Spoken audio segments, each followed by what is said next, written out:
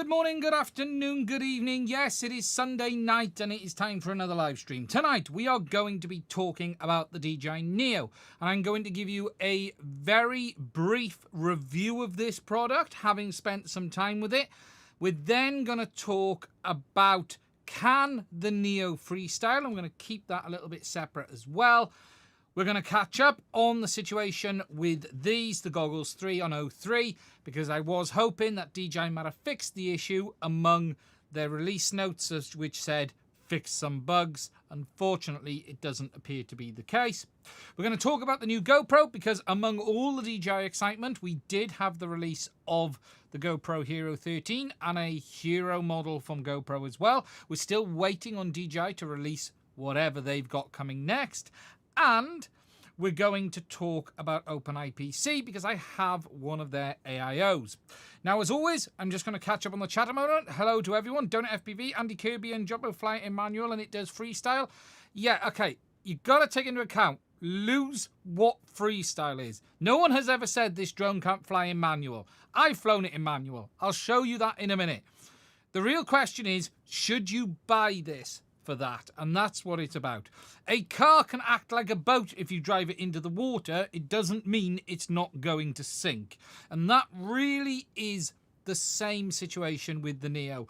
What this is not is a replacement for a Whoop or a Cine Whoop where you might want to do some flips and rolls, because it will fall from the sky completely randomly and catch you out. You can absolutely push this thing around a little bit and it will move. There is no question about that. But what the real quirk about this is, and we will talk about this in a minute, is DJI's nannying, because that's the gotcha here. That's the bit that's going to catch you out. Alongside this stuff, we'll also talk a bit about Express ELRS RC2 is out. I did update last week and we'll talk about that. And we'll cover anything else that comes up along the way as well. So I hope you are all safe and well. I hope you are all good. I am starting a bit earlier tonight because Lazy Bardwell isn't streaming. So I thought I would kick in a little bit earlier. So hello, everyone. It's been an interesting few days. The weather here has been, it won't do a power loop. I have tried and crashed. Well, it might do one if you're high enough, but it doesn't like it. For those who saw the video I published yesterday, that gives you a bit of an indication of just how dirty I managed to get it. I don't know if you guys seen, I did put a short up on YouTube. It's been a bit tough here. The weather has been horrific. It's been just wet and damp. And I got it a little bit dirty yesterday. Let me just try and find it. It should be on the shorts feed. Yeah, here we go, right there. Let me put this to the desktop. There we go. This will... how do I turn... Can you turn the audio off on a short? Yeah, you can. We don't want audio. There you go. This just gives you an indication of how dirty I got it yesterday. I went grass cutting with it a few times. It actually got a lot worse than that in the end. What I have to say is it held up like an absolute champ. It held up like an absolute beast. And that's partly because it doesn't weigh anything. It's too light to get damaged. That's the truth of the matter. Even when it falls from the sky, it's just too light. There's just no weight to it at all. Now, I think we'll start with the freestyle part, because that will lead us nicely into a little bit of a review. Now, as many people have been posting loads of... Oh, no, we're not. No. We're going to go backwards. Wait a minute. I need to stop. I'm going to go there. I forgot something.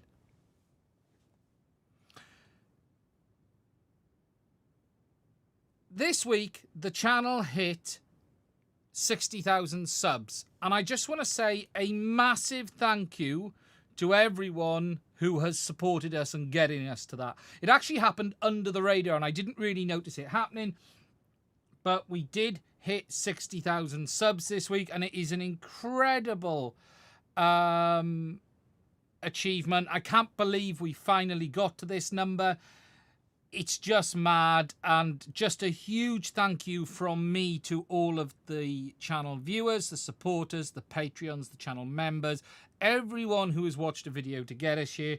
It's just crazy, just incredible, and I just want to say a huge thank you. I'm not making much of a fuss about it. We're going to crack on with our lives because there's stuff to do. I also, though, and my cup of tea is just arriving as I was about to say this, so I'm going to have to pause now before I move forward. 1 second.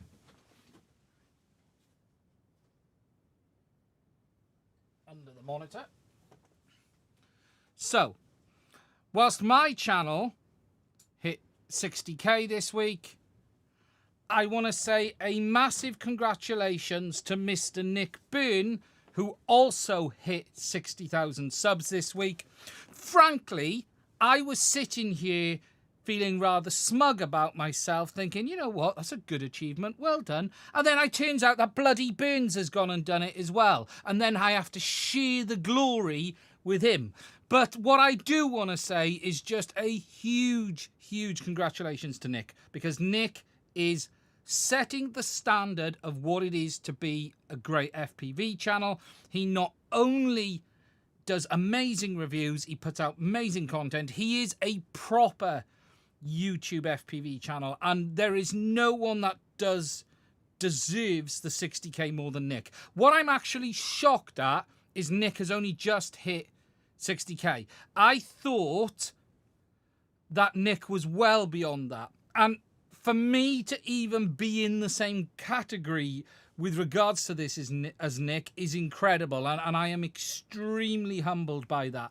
But look, Nick is an amazing guy, and he really does deserve all of the credit that he gets. A great reviewer. But no, Nick, it was my week, not yours. Next time, get ahead of it, pull your finger out. You should be more than that by now, so get on with it, please. Well done, Nick. So, now I'm back on track.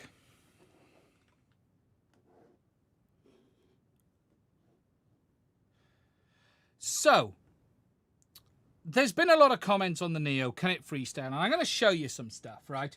I put a very small video out as a test for my subscribers this week. I'm not ready to share proper footage yet, but this was my first flight, okay? The first ever flight in acro, just to have a bit of a feel for it in the trees and have a look at how it is. Now, this is literally taking it. I think this is my first flight on it in acro, just going for a bit of a spin, and then I start pushing it in among the trees to have a look at how it behaves. Now, what I will say to you is this. The drone is absolutely capable of flying in manual or acro mode, okay? It's full acro mode. It's more than capable of moving around. Where it will catch you out is this. There's a couple of quirks to it.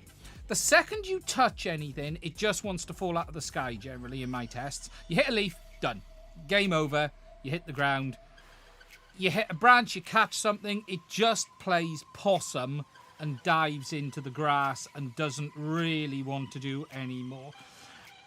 What I have learned is DJI are absolutely nannying the motor output on this drone, and I'll explain that a bit more in a minute. The quirk is 1 minute you will find there's power there, and the next minute the power is gone. Yeah, there is music on this video. Let me just pause the music. Recovering from a crash is also not very easy on this quad. It is a bit floaty. This must be with stabilization. I haven't actually checked. I didn't actually look at the settings. This is out the box as it comes, as it goes, between the trees. And more than anything, it's okay.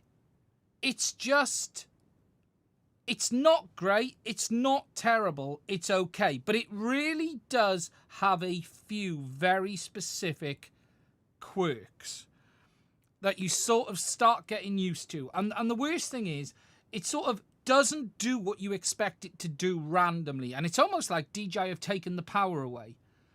And you're like, where's it gone? Now, there is still the quirks that we had on the original Avatar and the Avatar 2, and I will show you them in a minute. When you push it too hard, it really does start to just play up. Now, you'll see it here. Can you see the drops? It's doing the old Avatar crap where it wants to fall out of the sky. Okay? This was me just intentionally seeing what it does on sharp turns. And it does this flipping out like the Avatar 1 and the Avatar 2 now does. So whilst you can absolutely go fast in acro forward, you've got to be careful. It's not just sucking in dead air, it's the DJI flight control. Now, it has no power, as you've seen there. I went to do a power loop, and there's just nothing. It just won't pull out of it. This one got really close there. It just has nothing. There's just nothing there when you expect it. And it's like, no, no, no, God, it's gone. And this is the quirks to it. That's how bad it was after the flights that day, just to give you an idea of how dirty it was after my testing. I'd recharged the batteries and did some stuff. However, that's not to say you can't freestyle this drone, right? There are people now, FP Villain has posted this doing some trippy spins on Facebook, and you can see him rotating it there. It is absolutely doable. It will do it if you keep it smooth. And notice just how smooth he is keeping it. You will notice this wobbly boat feel to it. And that's sort of the look that you get from it. But you can do it. And I'll be honest, the person I've seen push it the hardest is Andy Kirby. Andy started really getting used to it. Now, he jacked the rates up. I haven't done it yet. I've been playing it with stock rates out the door. Andy, and please do go watch his video. Andy does a good video of pushing it around the house. He starts quite slow, and then he builds up more and more and more. And you do. As you get used to it, you sort of start to get a feel for how it behaves around things.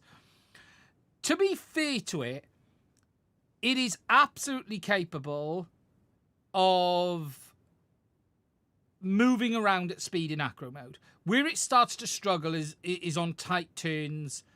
But Andy did seem to do better than I'd managed so far, because I was finding when you were like moving very quick removers, it would just die out on you. It certainly isn't the greatest whoop, but I'll be honest, he was brave doing that. I tell you what, because he was brave pushing it there. What the key to it is you got to keep moving forward. If you try to sort of flip or turn at the same time, it will bite you on the bum. And that's the bit that gets you. Replace the gyro gummy. Yeah. And look, this is not for the FPV community, but it's hard not to deny it's a bit of fun when you get used to it. Here's some truth, and it's worth watching Andy's video because he's a great guy. I actually think it probably makes one of the best starter acro drones for kids that I've seen. It really moves, but you have to learn its quirks. And it will randomly have no power. If you watch Ken Dobo's video, he was talking about it. And it does randomly just go. This is the bit that catches me out on it. You think you're all fine. And next minute, you'll sort of go, you'll want to put the throttle where you expect it to have power, and it's just not there. And then you're like, game over. What you also do heavily notice is the first half of the pack as well. It really does make a difference. But as a drone goes, with regards to it performing in acro, it actually does okay. Is it a freestyle drone? No.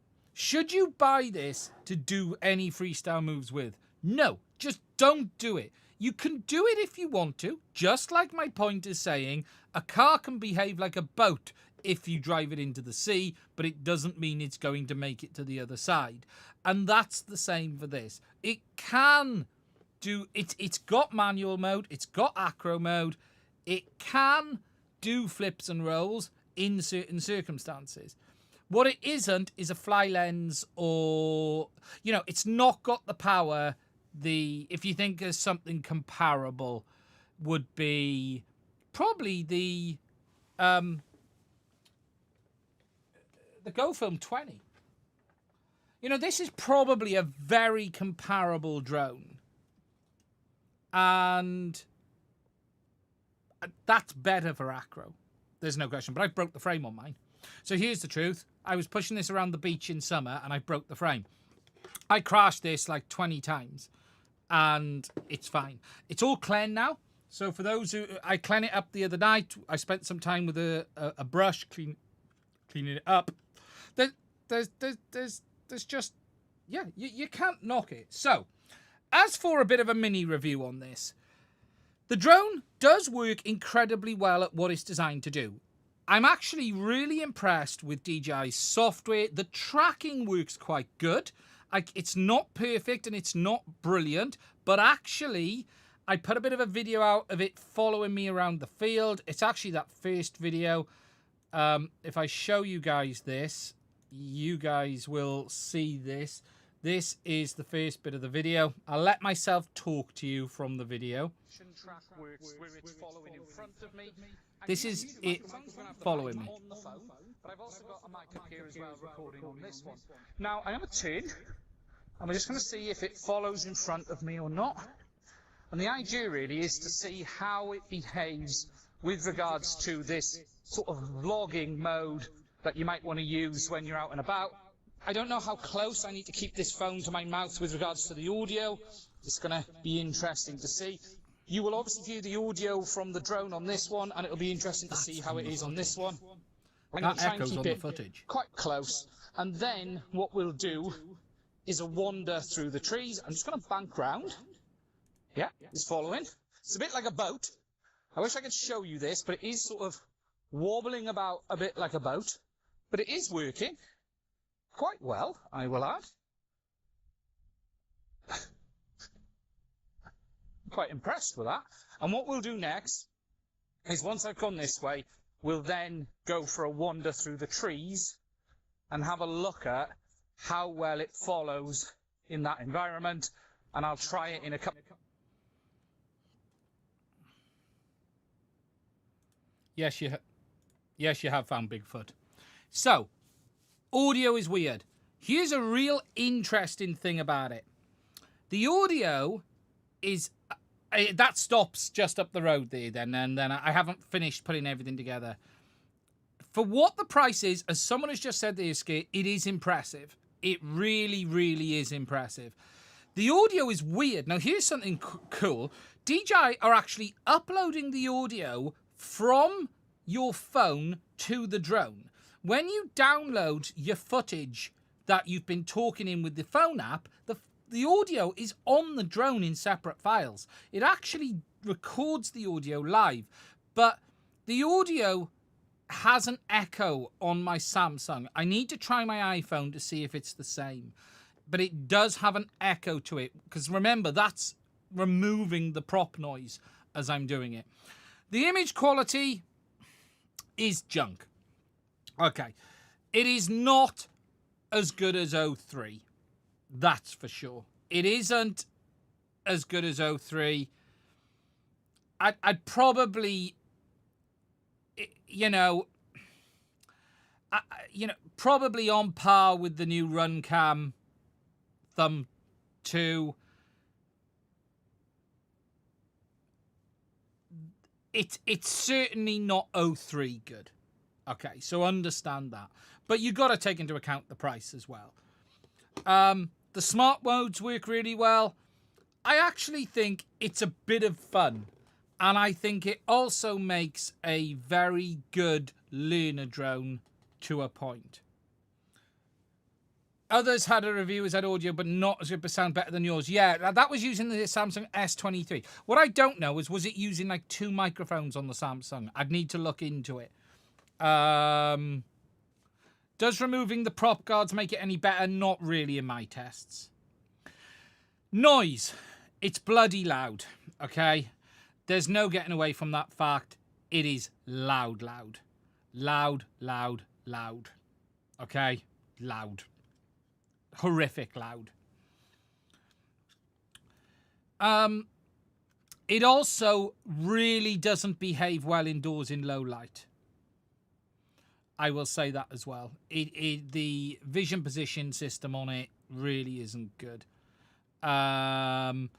You got to take into account the price point. I actually think for a drone you can toss in the bag, it's quite impressive. Something I will add though, something that really shocked me, okay, how long you get on the battery life, even in manual mode.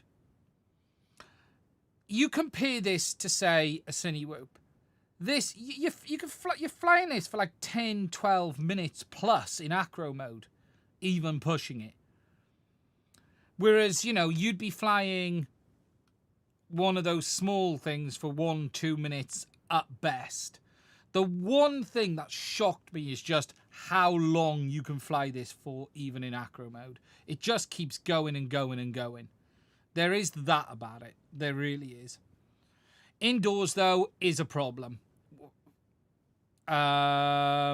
Indoors is an issue because it does have a very basic VPS system, a tiny camera.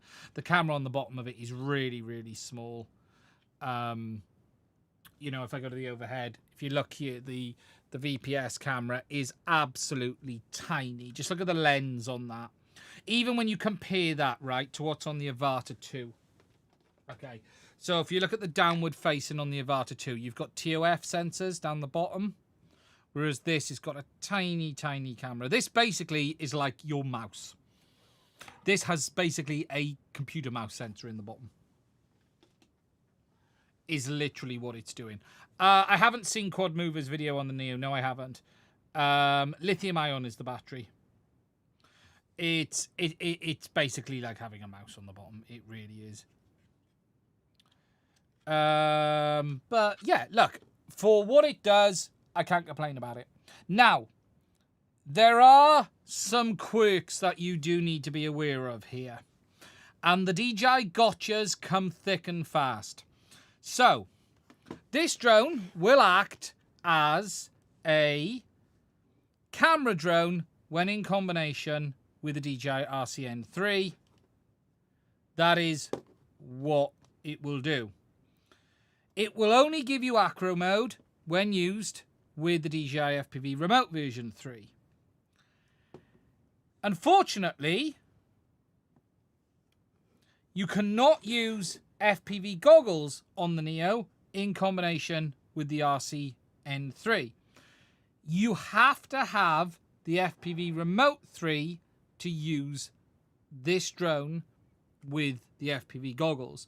You cannot even use this drone in normal modes with this remote on goggles. You cannot use this drone with these goggles with this remote, period. End of.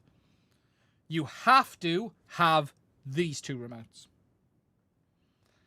Now, this is a quirk of how DJI have done it. It does work with the Love Toy version 3 as well, but again, the same rules apply.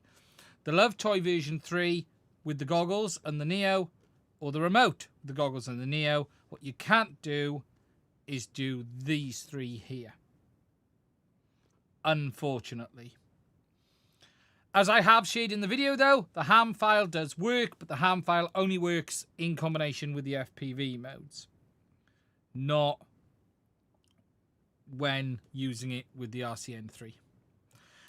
And as Justin has just said, and I did allude to this in my video, so cheap, you got to buy the whole ecosystem. 100%. That's what this is about. That is what DJI are doing here. They are sort of dragging you into the ecosystem. Now, I'm going to give you my final thoughts on this. I actually really like it. I'll be honest. I actually really like this. It isn't perfect. It's 160 quid in the UK. $199. If you've got kids and you've got a set of FPV goggles 3 and a remote version 3, I think your kids are going to love this. The smartphone control works okay. It's quite cool as a selfie drone. I will be using this to make content. Genuinely, I intend to use this as a bit of a walk and follow me drone with a separate mic system. I think there's purposely handicapping the camera. I think it's just cheap. You got to take into account this is a $160 drone. It's not about handicapping it. It's about how much money they've spent. I bet you it's got a plastic lens for starters. Just look in the camera. It is dramatically smaller. I bet you it's a plastic lens inside. Because they've done this before on other drones.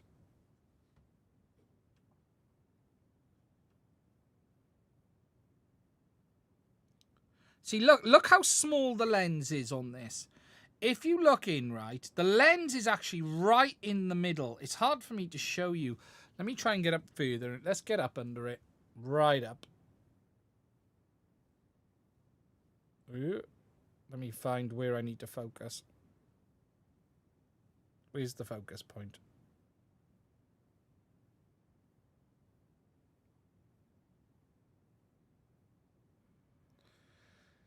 So look, the lens is there, right. Oh, let me get it there. Right in the middle. Let me just adjust it. There you go. It's got this tiny, tiny lens in the middle. It is not remotely the same as the camera on the Avata 2. It's just not the same. It's a tiny, tiny. It's almost like a pinhole camera size lens in the middle. It really is. It's like as cheap as it gets. If you compare that to the Avata 2.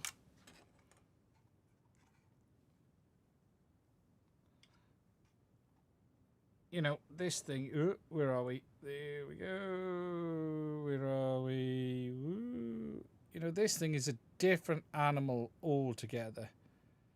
Much bigger, proper lens there in the middle. But yeah, I suspect it's even got a plastic lens, if I'm honest. I will bet it's plastic lensed. It's a cheap camera drone. It's designed to be a cheap drone. I think... oh, we'll have a look at that in a minute, Captain Bry. I think for the money, it's great value. I think the ecosystem gets expensive very quickly. I think if you want to get your kids into FPV, they are going to sell so many of these. It's freaking crazy. Honestly, they are going to sell so many of these. It isn't the best image quality in the world. It really isn't. Don't expect it to be. But I am genuinely going to be looking forward to using it to toss in the bag for just making content. And, you know, if I always forget to bring like something to me, walking across the beach when I'm going to fight, it's just great for little stuff like that. The footage doesn't need to be the most stabilized in the world. It doesn't need to be the greatest in the world. But I think DJI have a bit of a winner on their hands. Genuinely, I think they do. So it's not perfect, but... you can move it. It's not about moving. Someone said quad mover. Look, people need to get this out of their head. Can it do acro mode? Yes. Am I going to recommend this to someone to go and do flips and rolls with? No, because it will fall out the sky. It's not the best craft for it. It's just not. Lots of kids are going to be taken out. It even detects your face with sunglasses on. He might be doing all of the stuff, but it doesn't mean... he's probably not found a way of getting it to behave. As I've said, people need to stop going, can it or can it? A lot of people can make a lot of things, do a lot of things. It doesn't mean that... let's have a look then, shall we? It's the right tool for the job. And that's what it comes down to. Is it the right tool for the job? I tell you what I do like about it as well. It's really easy to take off. You take off like that, and then you can just basically take it off. Now, again, he's possibly doing this with full battery as well, which helps, because you don't get a lot on it. Also notice something about his flying here, and I'll make a point. Notice everything is fairly long, big, sweeping turns. That is what you will notice on this, right? Notice how he's banking. Notice how he's turning. Everything is... Oh, look how high he's going for that.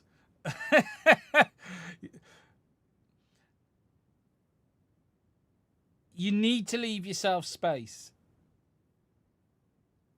He does it with plenty of height as well. Yeah. And that's the key here. If you keep this thing in long sweeping moves, it's not too bad. He definitely put some height on it. Like the Avata 2. Pants for acro, but it will do it. Yeah. Yeah, exactly. It's yeah. Yeah, there's nothing here that surprises me. At all.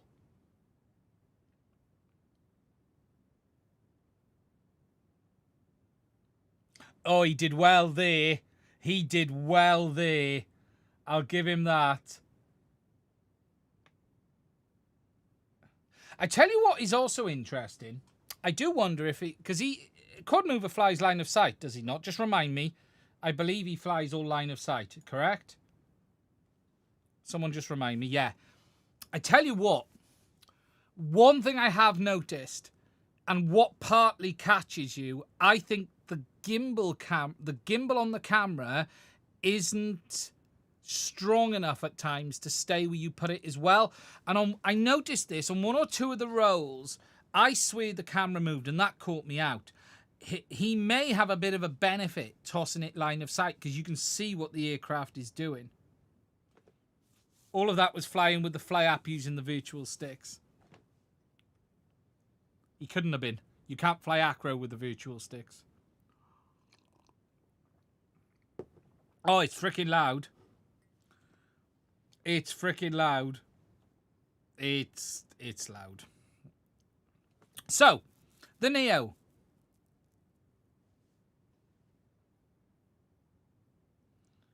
Yeah, he sees how high it goes or how low it goes to do the tricks in the goggles, and not always the same timing with low power. Yeah, and that's the thing. It might be a bit easier visual line of sight. It might be. It genuinely might be. I'm not gonna slag it off. It's a great little drone. It does a great little job. It's not perfect. If you want some fun, if you want something that you can throw in your bag, it's worth a look. I just wouldn't rush out and buy the goggles and everything for it. That's for sure. I do think, DJ, you're going to see these in parks or litters. You're going to be walking. Wait till the next concerts, right? Glastonbury and all the concerts. You're going to be tripping over these things. You really are. Wi-Fi controller range is okay. Now, there is one last thing I'm going to mention on this. I will be uploading my full images onto repair.wiki in the next week. Okay? Let me just open them up a minute because there's something else I just want to talk to you guys about on this. So, I will be uploading my full teardown images onto FPV Wiki this week. And what is incredibly interesting about this drone is that we think now that this is DJI's pretty much first full in-house Chinese drone. They are not even using a U-Blocks chipset for the GPS. They're using a combined Wi-Fi and Bluetooth stroke GPS chipset, which is hiding under this can down here. Okay, that's why we can't see it. But what is incredible of this is just the packaging of the product, how that can is soldered on. I was not risking removing it to break the drone. That's the only can that's soldered. So the rest of them are removable. we know what's under there. There's the power amplifier and the GPS chipset. It is incredible what they've done here. The packaging on this product is just nuts. This drone might cost £169, $199, but, you know, this is what DJI have now been able to do is incredible. You've got your new 04S2 chipset there, look. There's the new one. We have the Eagle 3T, which is running flight control and all of the software. This is basically a mini Avata 2. Do I think it's a loss leader? I suspect their margin is pretty tight on this. What you've got to understand, and this is what makes things very, very interesting, is all of this is DJI's go-to tech now. You know, this chipset, the E3TB, is in like everything now. So this is a stable of their production now. So they're able to offset the cost of this chipset with every other drone they make, basically. Not everyone, but majority of them. The S2 is the new OcuSync chipset. That replaces the P1. That's 04. You're starting to see that being more and more. It's not in everything. It's in about 4 drones right now, but that is now the go-to. It's cheaper to produce than the P1 is. It's got less ARM cores. It has less licensing. We even think they've replaced the IE1000 with another in-house chipset as well, which is this one here. The IE1000 is gone. And really, it's just incredible what DJI have done here. Someone asked, yeah, this connector, it's not super damaged. It did get... these connectors are like made of cheese. It isn't bent pin, but I did maul the plastic a little bit when I was getting it off. I didn't actually realise I'd done it, if I'm honest. It was only when I was reassembling it, I had to get it under the microscope and have a look. Yeah, I did maul the plastic a little bit there. It's fine. I've tested it. It's all good. The pins are connecting absolutely fine. You do have to be careful with these connections. This is the risk of doing this stuff on a live stream. I did maul it a little bit. Just a little bit. No, it didn't need glue. Once it just was clean up, it was fine. It's fine. No issues there at all. What is also interesting on this drone is they're using the same antennas for the SDR for the Wi-Fi as well. There's not even a patch antenna in this. There's no... The GPS runs off that cloth, that plastic antenna. For those who haven't seen the teardown, it's incredible. From a packaging point of view, it's incredible. It really, really is. Yeah, everything will be going up on the wiki. The antennas I haven't got out. They're in the arms, and I couldn't separate the shell. But the antennas will just be a strip of... There's most likely a flexible strip. I suspect it's not even PCB, if I'm honest. I suspect it's flashable. No, I haven't done the motors yet. They'll all be part of the uploads onto FPV Wiki. And then and on the back side of the board, you just got your NAND stash. I think someone just said something interesting. They could have sold this for $250. Yeah, I agree. I agree. They could have put this out. They could have put another $50, $60 on this and no one would have cared. I 100% Marky Bear. How probable do you think it'll be for Goggles 2 compatibility? Right. So, there is technically no reason they can't. I don't know if they will. I guess they'll wait and see what the sales are like. There's technically no reason they can't. Hell, this technically could fly under the Avata 2 mode.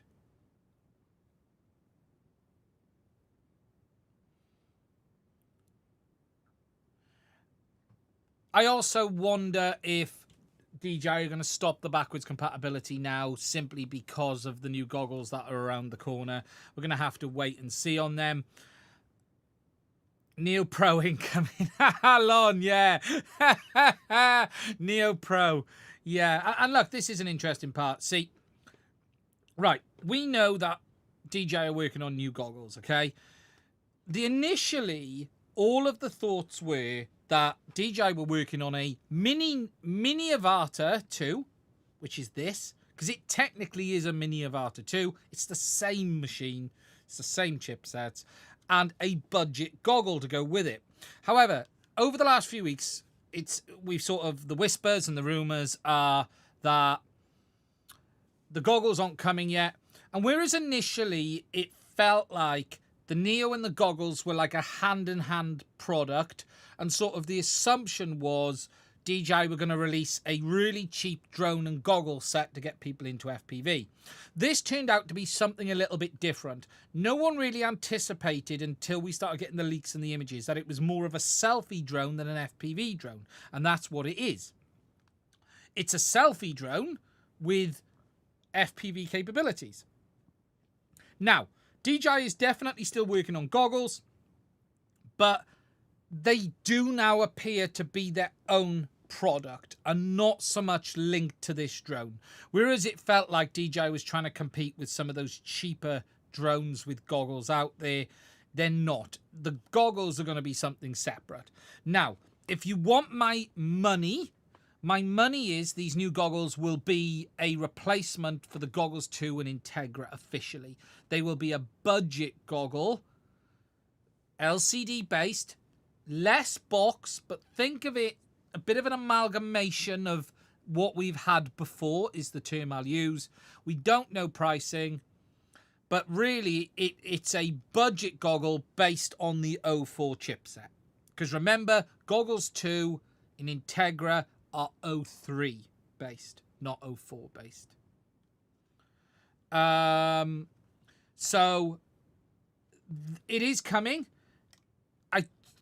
The belief is they're going to be this year. I wouldn't expect the goggle alongside 04 unless DJI push the goggles back until next year. There is no sight of 04 this year period, okay? That's not happening as far as we know. It's like it's not even on the table. The goggle though is on the table for this year, which does make you wonder what else DJI have up their sleeve. They might have something else up their sleeve we don't know about. We just don't know. It would be a bit weird for DJI to release the goggle on its own. But they did do that with the Integra. So they're not version... We think they're going to be called Goggle N3. That's what the code name is Goggle N3. DJI FPV Goggle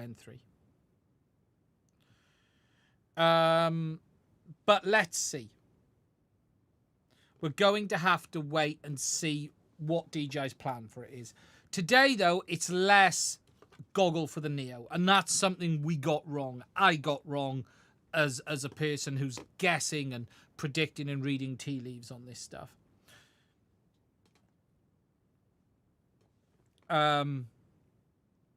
So they're gonna expect to see them this year. Look, we know you're going to get the new Action. You know that's coming, the Action 5. Goggles are in the plan.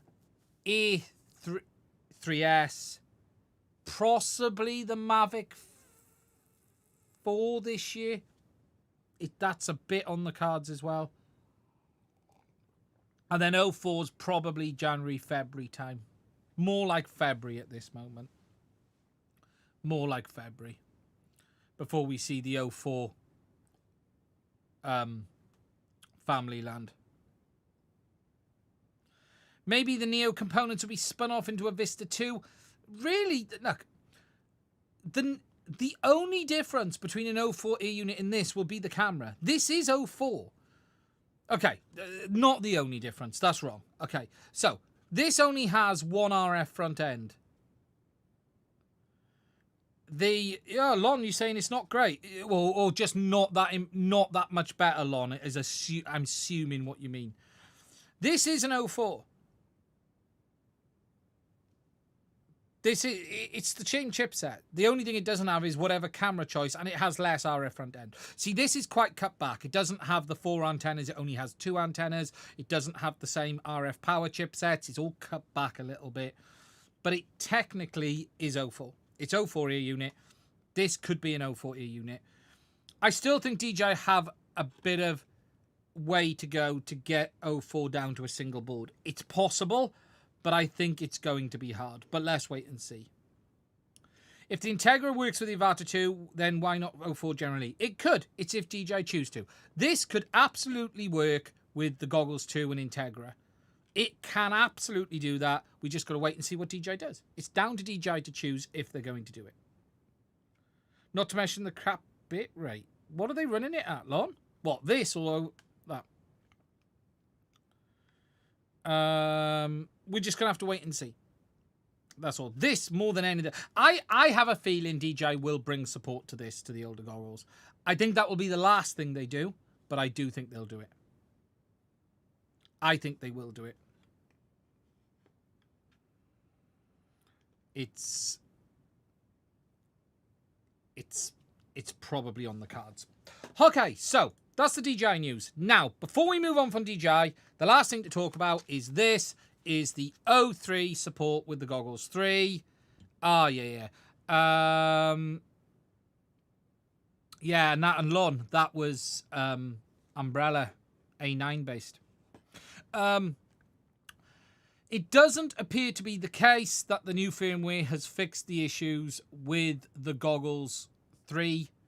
Unfortunately, we were hoping the new firmware would resolve it, because alongside the firmware update for adding the Neo support, it did say fix some bugs, but the early reports that I'm seeing from users is it's no better. They are still getting lockouts. We still don't know, though, if the issue is the O3 ear unit firmware or is the issue the Goggles 3 firmware.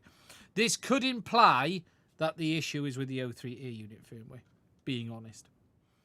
But we just don't know. Here and now, users are still reporting issues.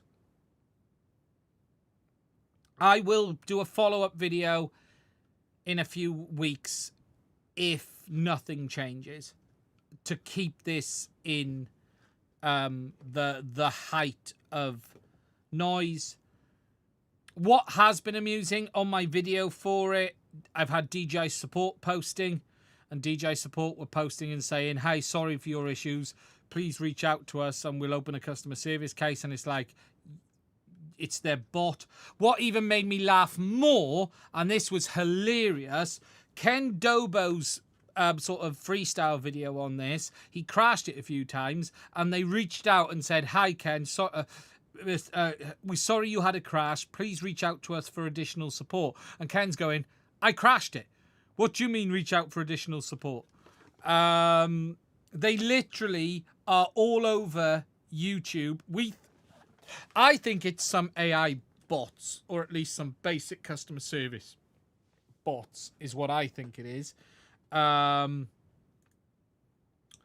If I just go to the video, because they seem to be everywhere right now. Absolutely everywhere.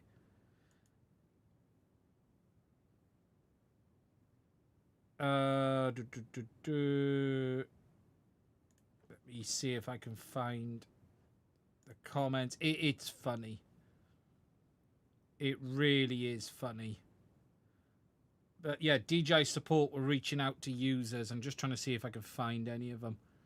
When they were posting, I've had problems, and you're like, that DJI, that's not helping.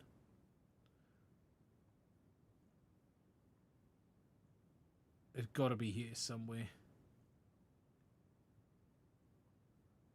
They've definitely been doing it. Yes, it is. It is. There is a lot of DJI bots. He crashed it 20 times that day. Yeah, I think I must have done 20. And DJI support was like, we're sorry you had a crash. It was funny. I did laugh. I did chuckle. But no. So it's not fixed here and now. Okay. If you got any questions, put them in the chat before we move on.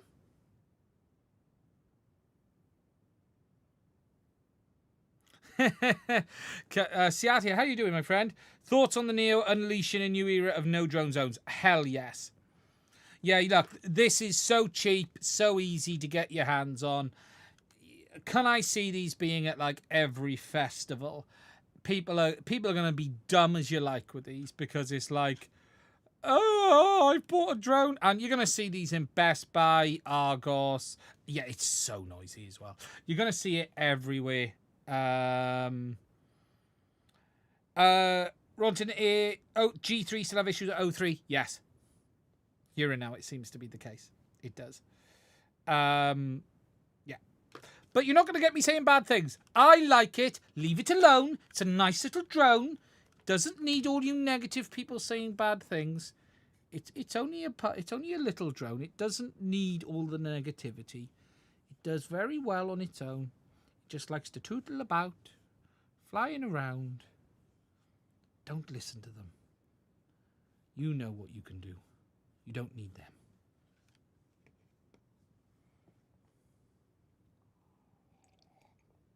Don't upset his... I can't even respond to that comment. The worst thing is, Chris, I actually did. I actually did. For those who haven't seen my live stream,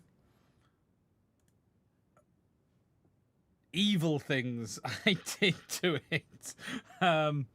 Yeah, I did some unthinkable things to the poor thing.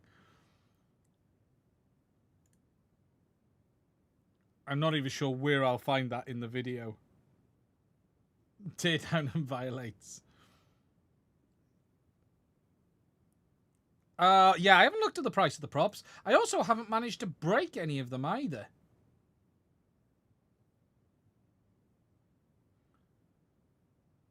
Let me find, for those who hadn't seen that bit.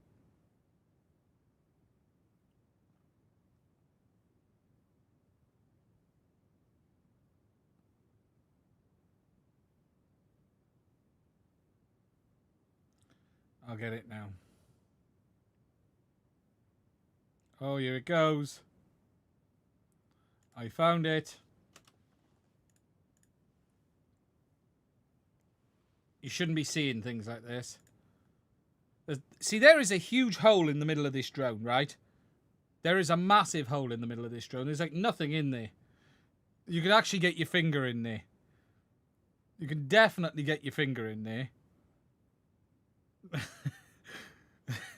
Where did the bad man touch you? That's wrong on many, many, many levels. Okay.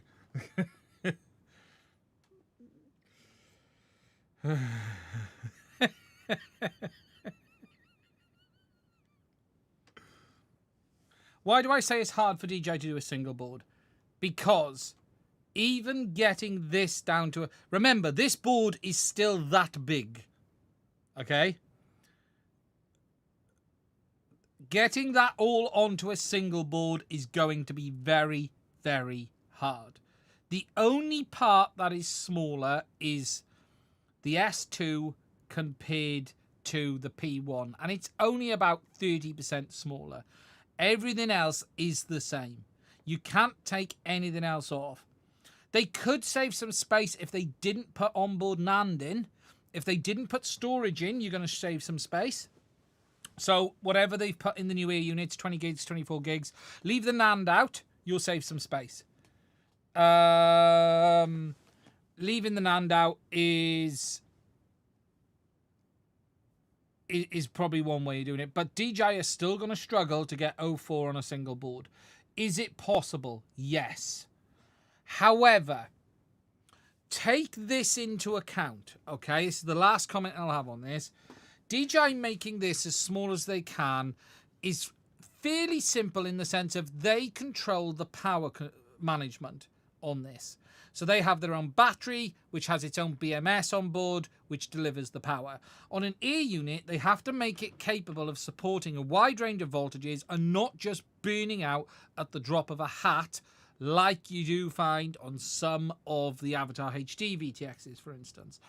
DJI are not going to make a product that will just fail at the drop of a hat because it will cost them in warranty. DJI have to make a product that is very reliable, more reliable than anyone else, because they are too big. It's not the DVR that's the problem. It's the NAND storage and it's the power delivery management. If I go to FPV Wiki, and I have discussed this before, okay? If I go to the wiki, right, and I have moved things around on here a little bit, I have updated some stuff. There are some links to some supporters of the channel. These are not affiliate links. These are just links to channel supporters who deserve to be highlighted. But if we go to DJI Drones and FPV, and if we go to O3 Air Unit, if we go to the teardown images, so here's the important stuff, okay? So this chipset is now replaced with a slightly smaller version of this chipset, okay? That's what they've done now. So you'll be able to cut the space down to about, you know, take 30% off that. Okay? That's what they're able to do.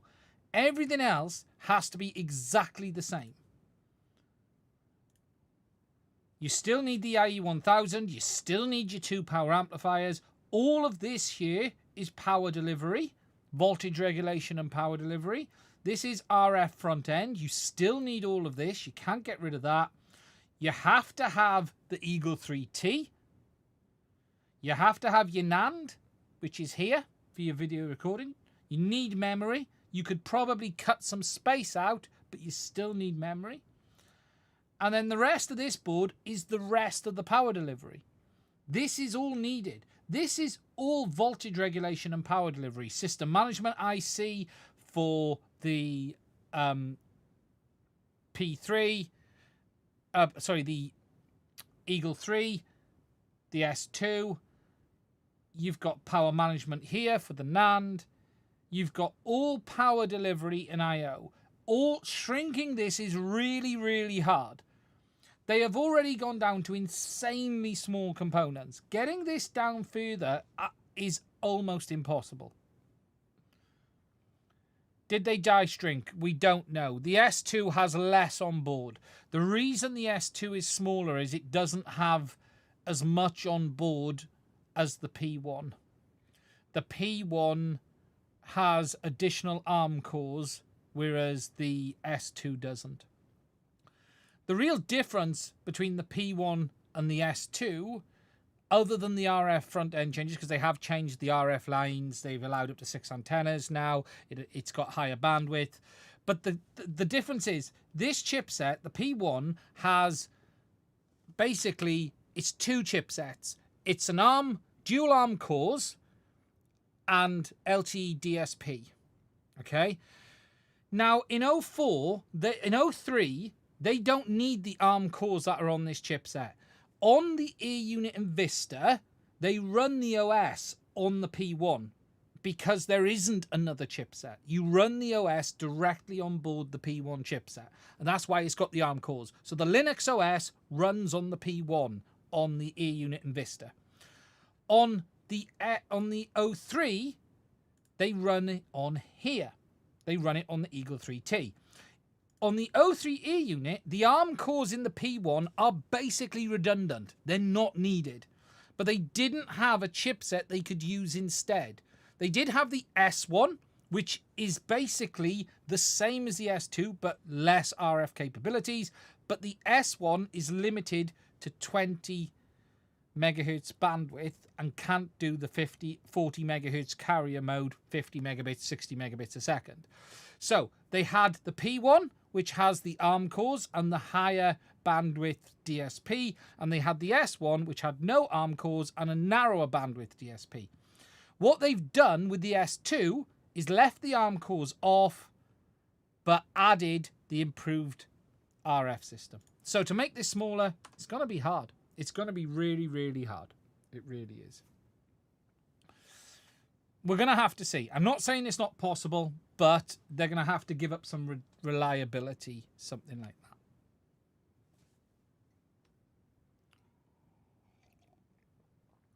Okay.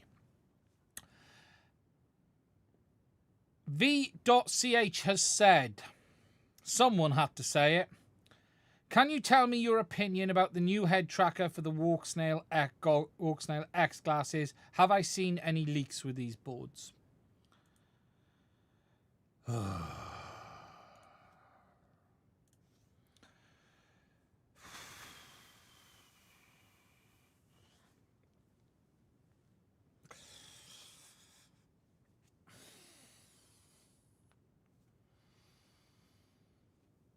me just limber up.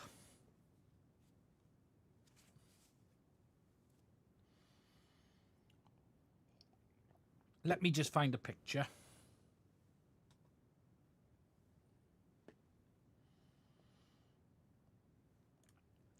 So, this is Cadex's solution to... so I didn't really... last bit, is there no... I'll answer that in a minute. This is Cadex's solution to the head tracker and analog module. It is a box that you stick to the top of your goggles, that you have a bunch of cables that go down to the side, and it looks like that. Now, let me be fair in saying, putting a module bay on any set of goggles externally is going to look like a bunch of crap. Okay? Let's understand that is going to be the case. Putting an analog bay on is never going to be tidy. However, as for this being an acceptable solution on its own to resolving the head tracker issues, which are entirely of their own making, it's an absolute crap show. It's a joke. It's laughable. If this was a third-party product that I had seen from another manufacturer, I'd get it. As a fix for the head tracking error that they made on their goggle, it's an absolute joke. And there's no other words I can use for it than that. Now, as for it being an option for an analog bay, could have it been done nicer? In my opinion, yes.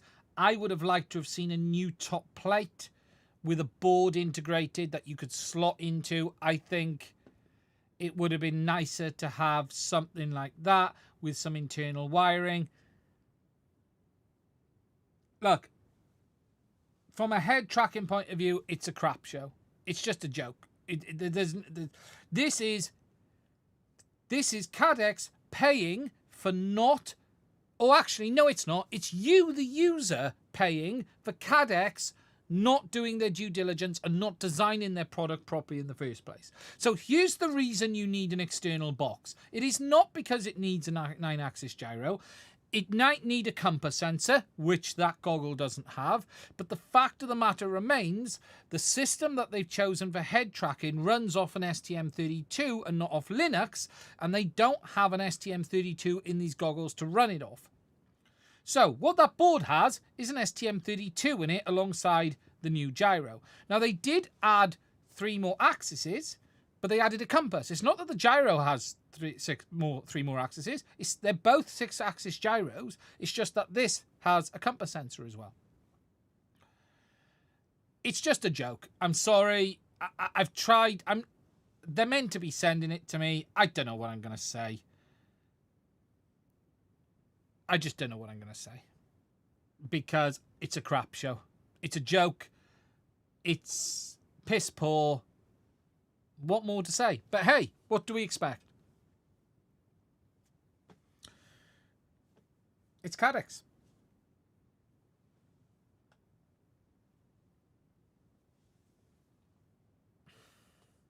You know, I'm the bad guy. I'm the guy that says nasty things about them.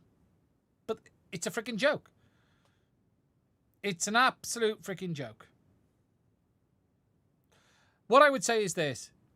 If you got Goggles X, they're not for analog. The whole analog setup on it is a joke. Buy yourself a set of analog goggles.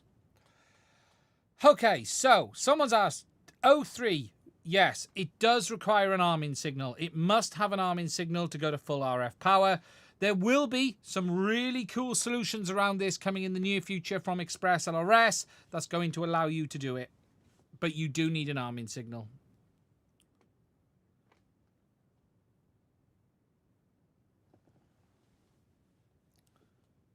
Do I know if the ham hack affects warranty? I'm not aware of it ever affecting warranty. It's not really a hack. No, I wouldn't expect it to have any impact on your warranty. However, I would say this. If you are worried about your warranty, you shouldn't use any hacks or modifications. I see this question a lot on... It makes me laugh. You get like Drone Tweaks, which is a hacked version of the DJI app. And people ask, will using Drone Tweaks affect my drone's warranty? So wait a minute. Will using a hacked piece of DJI's own IP affect them giving you warranty? Probably yes. Now, can they find out you were using it? That's another question. But assume anything you do that isn't what DJI expect you to do could affect your warranty. But we will soon have arming in Express RS, which is fantastic.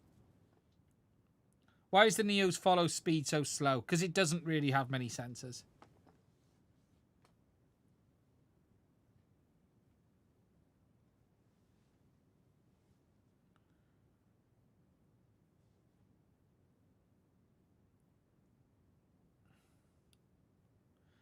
Okay. Didn't Cadex say they're going to be doing a new goggle? I suspect there'll be a revised main board for the Goggle X at some point.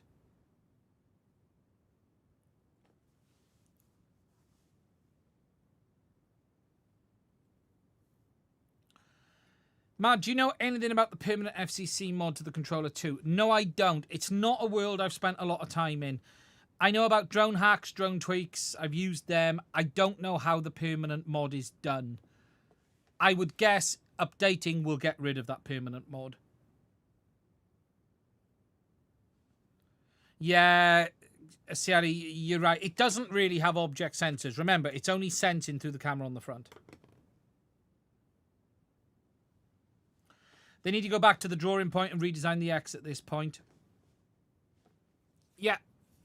Where's the new system? I don't know. Okay. Next, it's time to talk about GoPro, everyone's favourite action camera brand. This week, they not so quietly pushed out a new Hero. Now, when I say new, I mean what they did was take the Hero 12 and write 13 on the front of it and then sell it with some new accessories, is actually what they've done.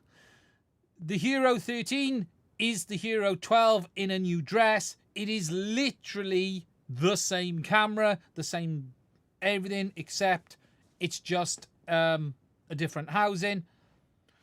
I don't think there's anything particularly interesting about the 13 Black itself. The new lens setup, you know, quite interesting. Overall, though, this is really a game of GoPro basically trying to stop people buying third-party accessories. If you look at what GoPro did here with the 13, there's a new battery. So none of your old batteries will work and none of the third-party manufacturer batteries will work.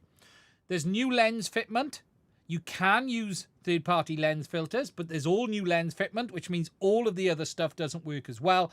Basically, they've taken the same camera, repackaged it, so now you have to buy everything else from scratch again. Not even DJI pulled that stunt.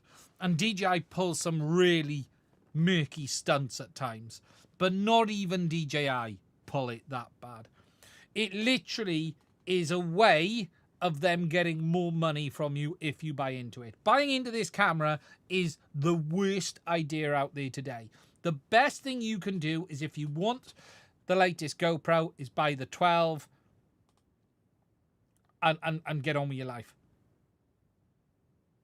They added proprietariness, yes. That's the basics. They've added more proprietariness. Literally, it's just buy the last version. I just saw an 11 black kit for 99. That is incredible. I would rip my... That is what I'd buy. Who buys a GoPro in 2024? The Ace Pro is better. I haven't tried the Ace Pros. The only problem I've got with Insta360 is they are a really shitty company, and I wouldn't want to give them my money because they are a shitty company in how they behave towards creators.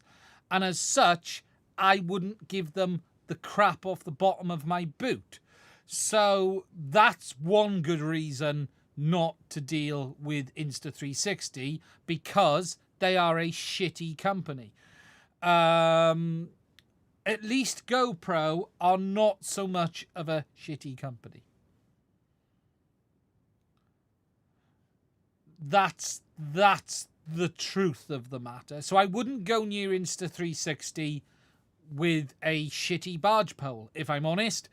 And I wouldn't even poke the shitty end of the barge pole towards Insta360. I think the best GoPro you could buy today is the 12. What I haven't looked at is what is pricing like on a GoPro 12 in the UK.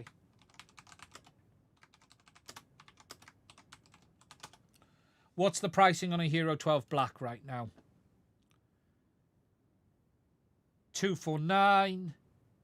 349 there. Still quite expensive on Amazon. 329.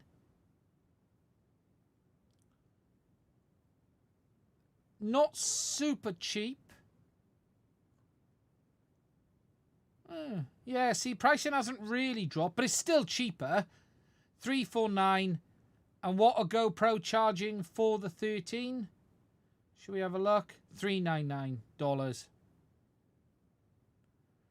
Now, alongside this is the Hero. Now, this is probably a little bit more interesting, although it's still not quite what we've been asking for. The Hero is a cutback camera, only supports 4K 30 frames a second. It's quite heavy. It's like 78 grams, if I recall. Was it 78? Let me just find the weight. Where is it here? Oh, 86, sorry. 86 grams. Maximum recording is 4K 30. That's okay. I think that'll be all right. I'll be honest, I even think the Action 2 is going to be better than this at this point. I'd probably still go for the Action 2 right now. Supports Hypersmooth. What version of Hypersmooth do they say it supports? Is it the latest version? See, 50 megabits a second bitrate. That's low as well. What have they got on the Pro? What's on this? Video. Please tell me it's more than 50. Yeah, 120 megabits a second on the standard. See, look at that. 50 megabit. That's shocking. That's not great at all, is it? That's pretty horrific, if I'm honest. Hot trash. That Hero Mini. Welcome back to Hero 7 Silver. Yeah, that 50 megabits a second is going to really hot. Jesus! We used to have 60 megabits a second on the Phantom 3. That's terrible. Wait a minute. The Neo does 50 megabits a second. I've just thought. The Neo is 50.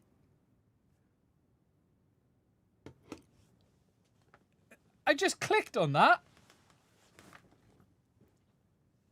Yeah, but at least the Neolon has got a reason. The The Neo's a drone and everything for 150. Yeah, Ciati's got a point. All the specs are better than the Session 5 and the weight is the same. So yeah, if you were happy-ish with the Session 5, I guess it's not bad. I guess that's what it does. I still think the Action 2 is a better choice unless you're flying in low light, because it's junk in low light. Absolute junk. 199 though. We're just going to wait now for DJI to push out. We know that the Actions fisheye is brutal. Yeah, it's not good.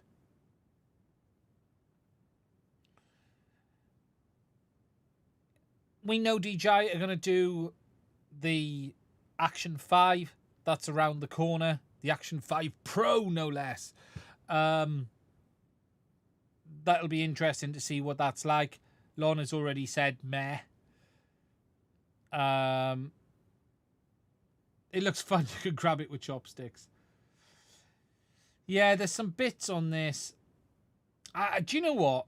If that could do 100 megabits, I think that would be a much better camera. They have gimped this in a really weird way.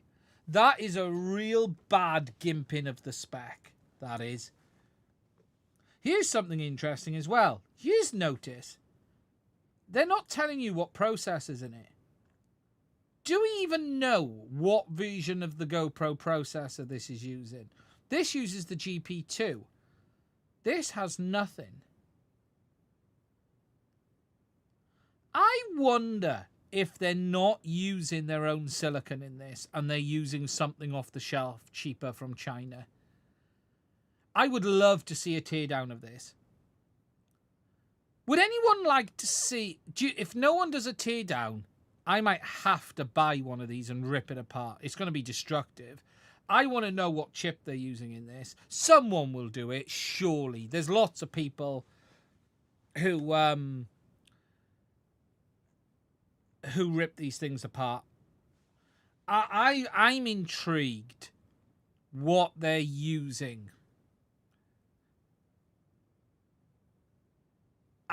This is suspicious to me, right? 50 megabits a second. That's like really low end. Now, you got to take into account, DJI putting this at 50 is probably because the camera doesn't benefit from any more. It's not because the hardware isn't capable. This has the same video chipset as O3 and the Avata 2. It has the same video processing. The reason this is limited to 50 is most likely DJI have looked at the camera and the sensor and just gone, any more bitrate doesn't help. It just, the lens is so small. It's a tiny lens. Honestly, it's like a pinhole lens on this camera. It's so small, DJI have probably gone, there's no more benefit. We're just going to limit it to that. But I do wonder what chipset they're saying. ISO range, let's have a look what they're saying. The spec on this is really quite poor. And what I mean by this is they don't tell you anything.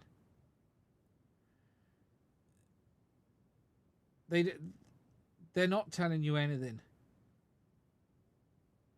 I'm suspicious there's some really cheap Chinese chipset in this.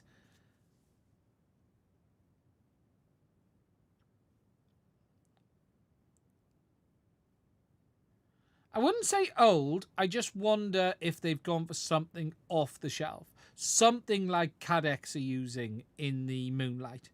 You know, Cadex are using an Artisan chipset.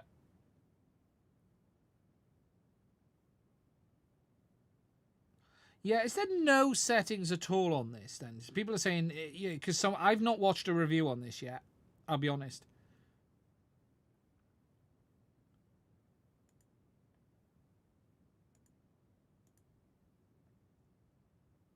No Pro Tune.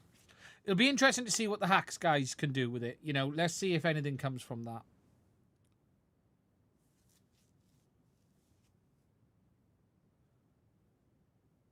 Hyper smooth only in quick. What do you mean by that, Joseph?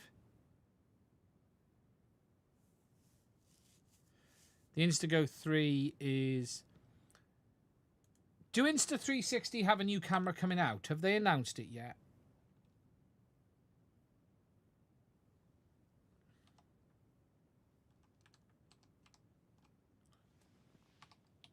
No, what do you mean, Joseph? The GoPro app? No, I mean, do you mean you can only have Hypertune when the app's connected? Offline Hyper Smooth. Do you mean it doesn't do it on board? I'm just trying to understand what you mean. It doesn't do it to the on board to the footage. Ace 2 Pro, supposedly. Yeah, I have. Wow. So it'll store gyro data, I guess, and then it post-processes Hyper Smooth. Which, okay, as long as people have the gyro data for FPV, that won't bother people. Insta do have some interesting cameras, but they're a shitty company.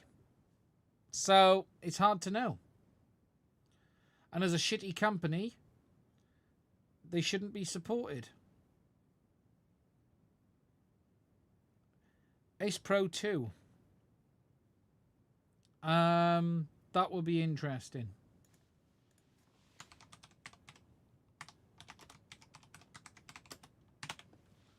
So, what do Ace Pro 2? Everything. Are there images? Let's have a look. Images. So this is believed to be coming.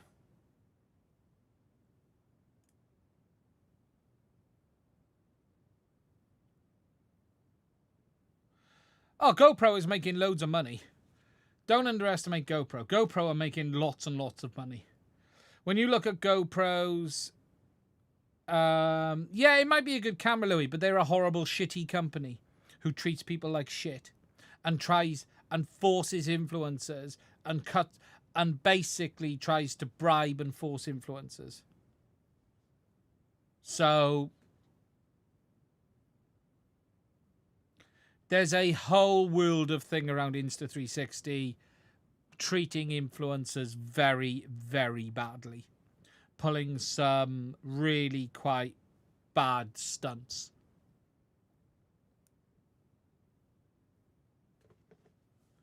I'm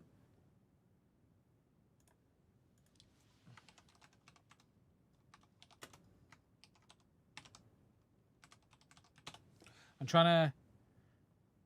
Here you go. So basically, they're behaving in underhand ways to make you think their products are amazing. So they wanted YouTubers to hide that they were sponsored by them. There's a full video from iPhondo on this.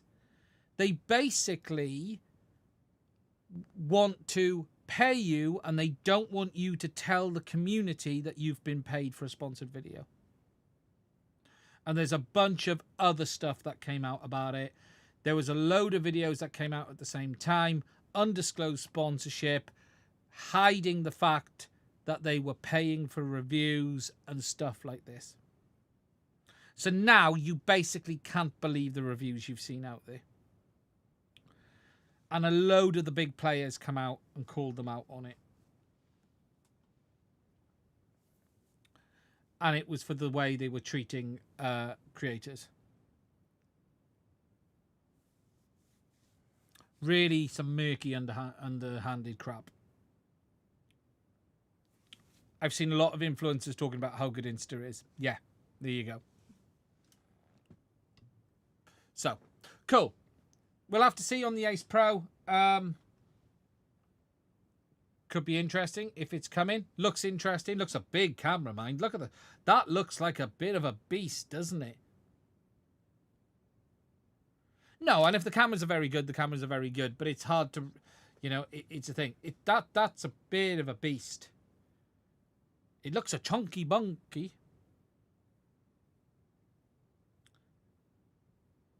Dual AI. Oh my God, look at it. Really? Really? Dual AI chip. From the interwebs, the GoPro Hero 13 Mini uses a GP3 chipset. Enhances before. Lord, I'm not sure I believe that from the interwebs. Big sensor for an action cam. Yeah, it is. You need the space as well for a sensor of that size.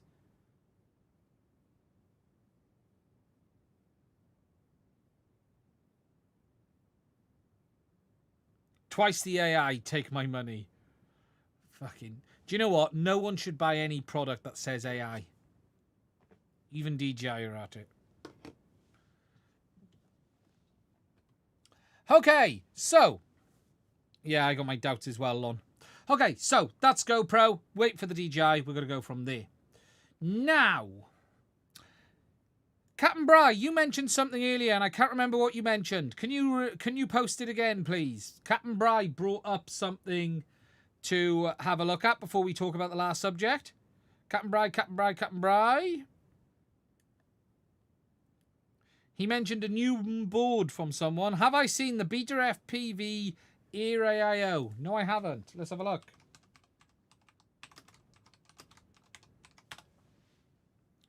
And what he says is, what the heck is VTX chip AVO58MP? No RTC 6705. Well, so it looks like... Oh, is this it here? I might have dropped straight onto it. Is this it? Airbrushless. Is it this thing, Captain Bry? So it has a new analog VTX chipset, apparently. Perhaps the Chinese have finally made something else. How do we get in closer images? 400 milliwatt VTX on board. So let's have a see what they say here. STM32G series. Okay, interesting. Onboard VTX chip. So, what are they saying about the VTX chip then? Let's have a look.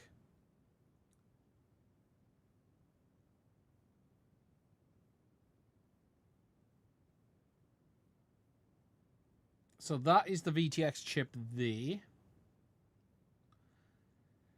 Interesting. There seems to be a new player.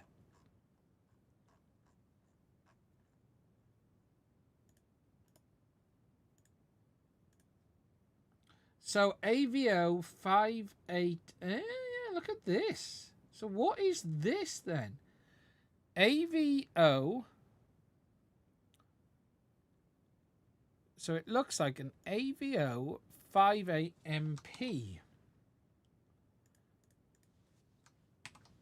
CVBS is the term I'd be looking for. AV0 or AVO. Should we try O?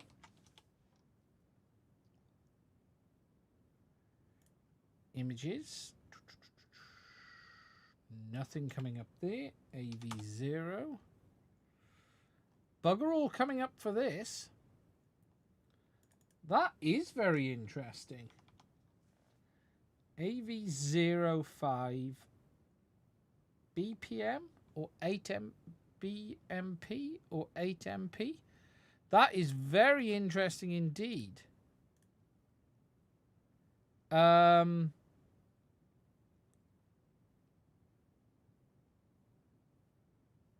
That is very, very interesting.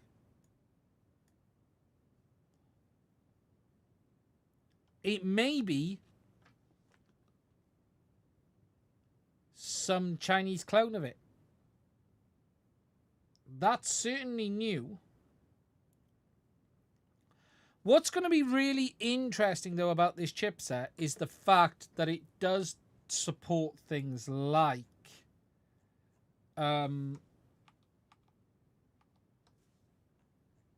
just if we have a look here, it does support smart audio.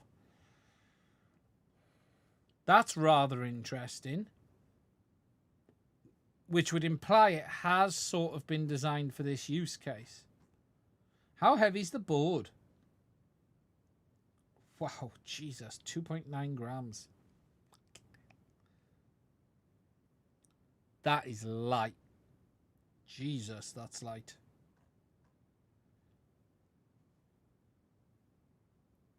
That's a hell of a small board, isn't it? Look at that.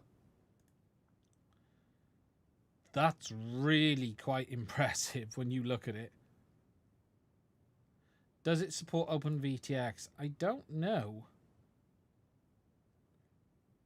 I have one come in.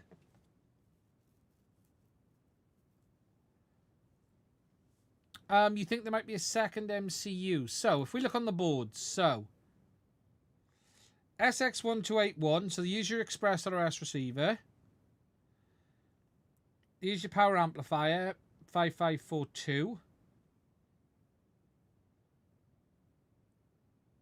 What's this? What is that? That's an ARM core.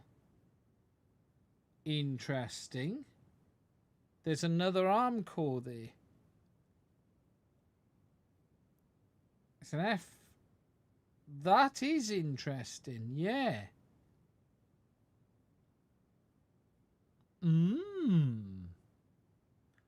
Unless that's the ESC ARM core. Shall we have a look on the other side of the board? No, it can't be. No, yes, it could be. That's probably the ESC. Damn, I closed it. Okay, so that will be the ESC because you got your Busy Bee chipsets on this side. 1, 2, 3, 4. So you've got your 4, you've got your FETs. I suspect that's the ESC.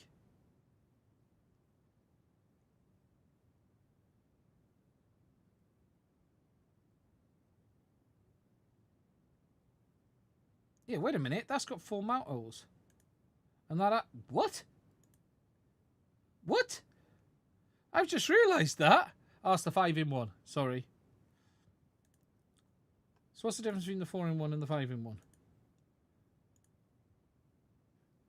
Sorry. We want that board. Yeah, Express ELRS on the 5-in-1. Okay, that makes sense.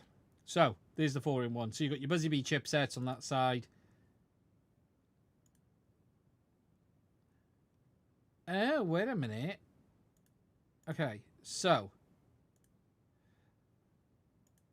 I've done the same side. What an absolute dick. Right, so this side of the board. Yeah, has to be the ESC. Has to be the ESC.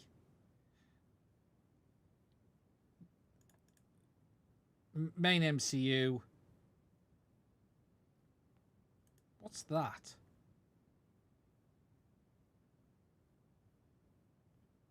What is that? There's 2 Winbond flashes then, is there? Okay. Yeah, well you would be, wouldn't you? Yeah, okay. Winbond flash. Drivers. Then... Yeah, it's got to be... That is interesting. Wow, okay.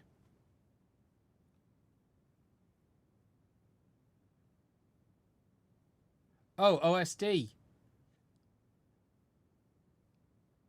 OSD.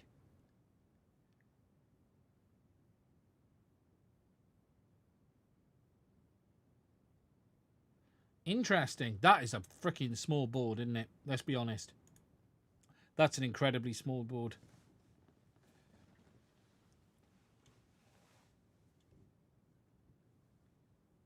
Yeah, cam serial. So, yeah, that makes sense. As you say there, cam serial into the OSD chip.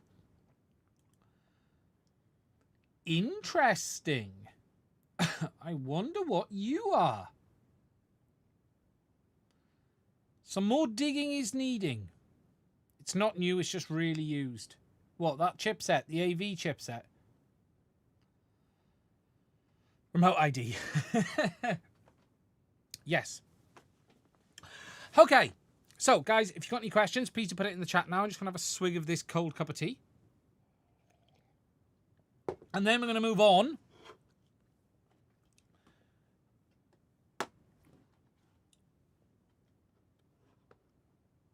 to this. Now, as you can see, it is something really very, very interesting indeed. As you can see, it's packaged really nicely. As you can see, it comes with some accessories as well. As you can tell, everything is ready to go.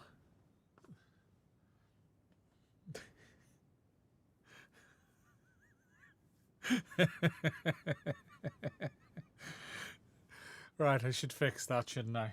Okay.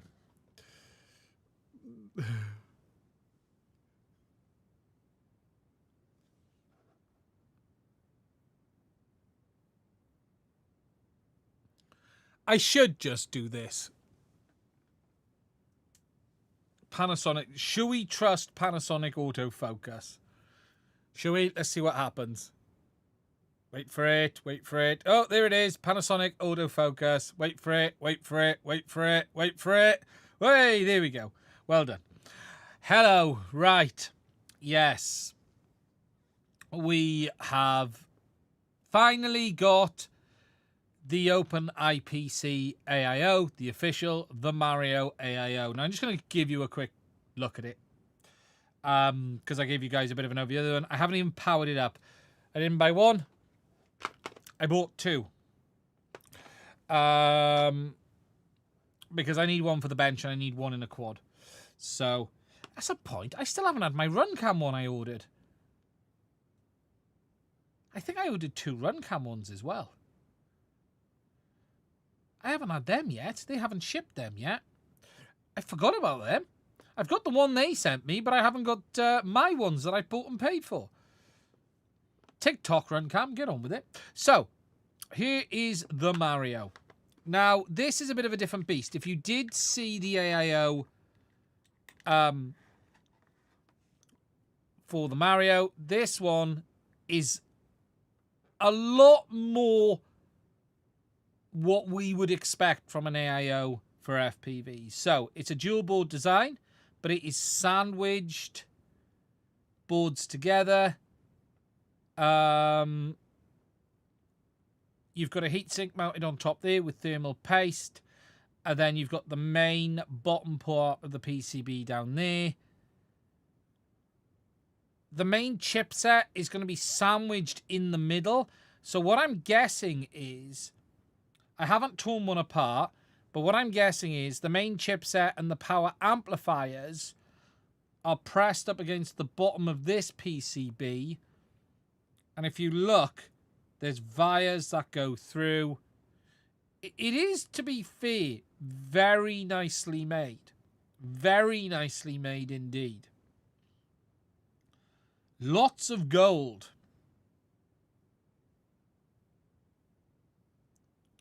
SD card. USB-C port. Power header I/O. You've got your MIPI connector over here.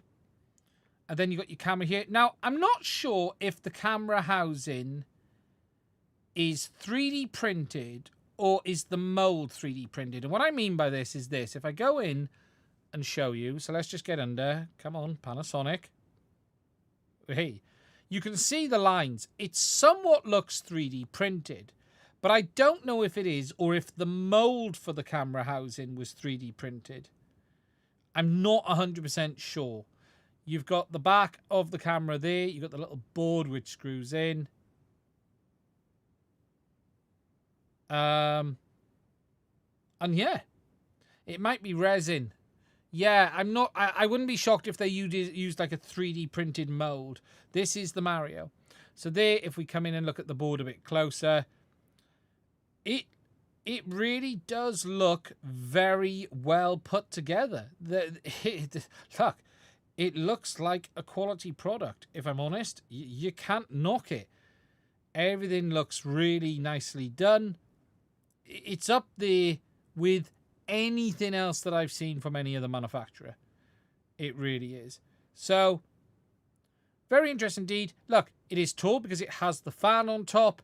But look, let's not pretend the other digital VTXs don't get crazy hot. They do.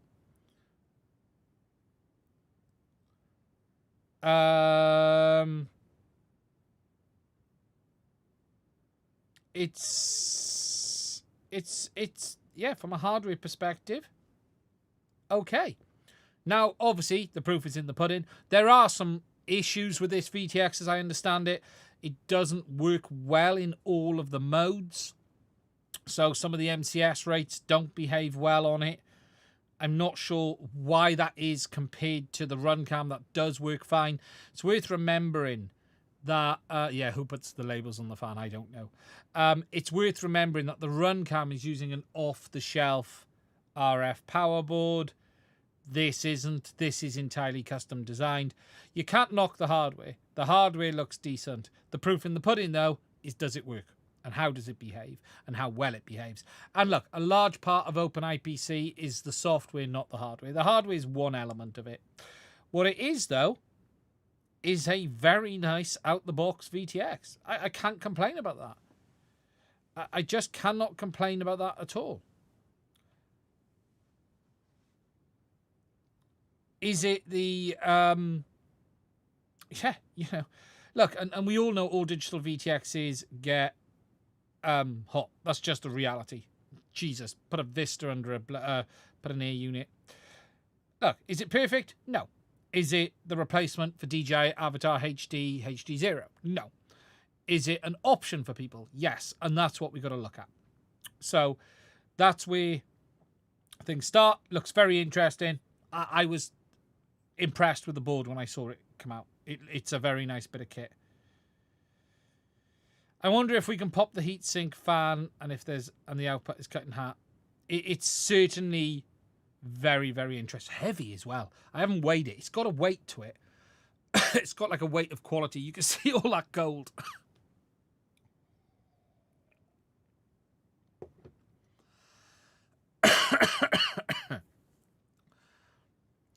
I'll address that comment in a minute.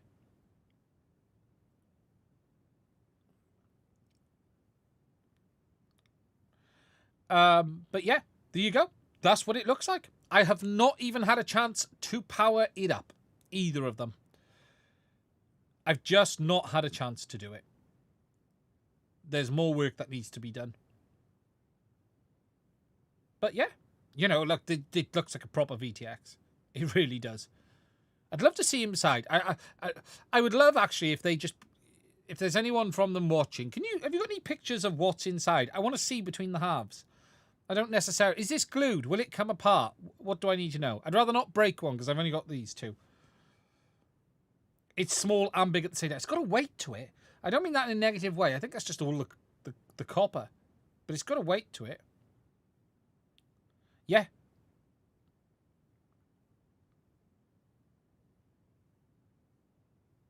Really interesting. How are the two boards linked? Is there pads or something that go between the two? Is there like pogo pin pads or something that go between the two boards? Or is the top... Yeah, there must be something that goes between the two boards. Yeah,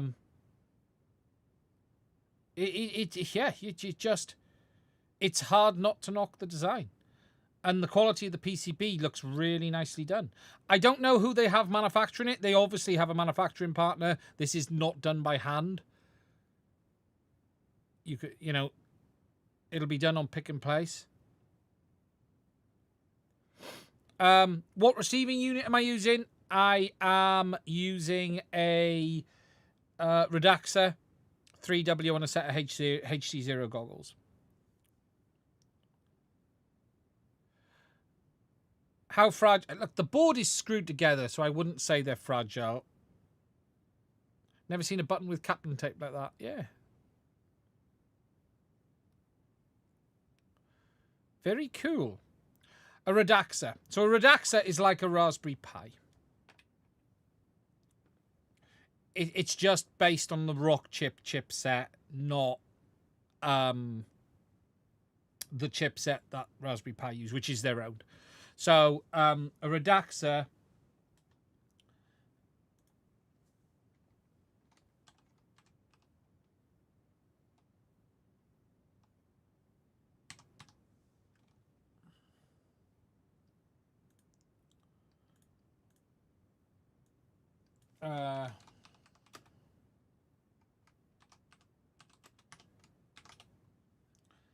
this is it here.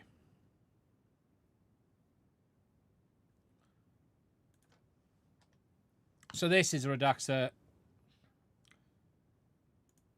It's based on the Rockchip chipset rather than the Raspberry Pi SoC, but it's basically a small single board computer is what it is. Very similar to the Pi Zero.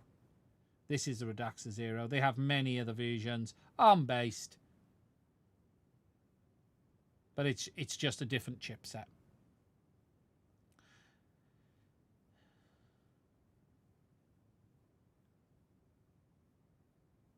The Rockchip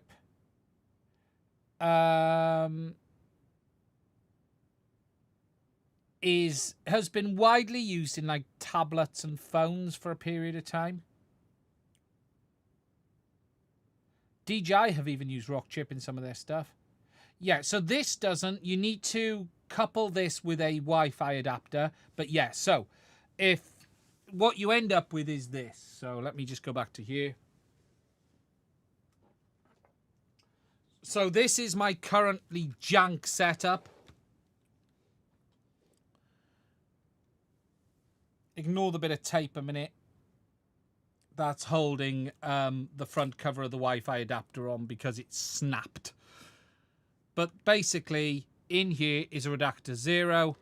This has HDMI output, which you go into the goggles with, and you just connect in a Wi-Fi adapter into it. So this is early doors put together receiver. I'm choosing to use the big external receiver at the moment. You can build a receiver board into this. You know, this is one of the good receiver modules that you can use in this. This can be built inside without too many problems at all. I just haven't done it. Yeah. It's just one of the things. And this is one of the big ones. You can get one of the smaller ones in there. If you notice, this is the same board as... look, it's a bigger VRX module. It doesn't weigh that much. It really doesn't weigh that much. I literally made this as junk as I could, if I'm honest. If I show you inside, I soldered straight to the pins. So inside, you've just got a switch, a Redaxer Zero. I've soldered directly to some of the pins just because I couldn't be bothered to go and get some push-on connections. And then there's a fan built into it. So that's it there. The front of this case is empty. It's just got a fan in it.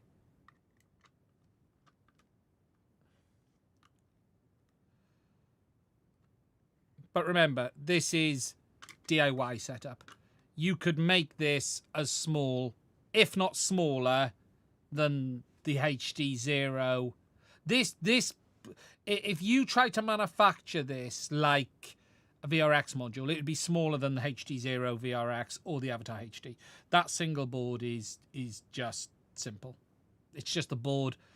This is complex because it's DIY. If you really tried, you could make this smaller and lighter than the Avatar HD. I just haven't. I've just chose not to. It's just that simple. It's a big case because it's got plenty of space in it for the fan. You could literally make a VRX module on par, if not smaller and lighter than those other ones. You know, it's as simple as that. So, but that's just my test setup. I've chose not to build in the antennas. I'm using the external one a minute, just because I chose to. So, but this supports up to 120 frames a second. So, at the moment it's a test setup.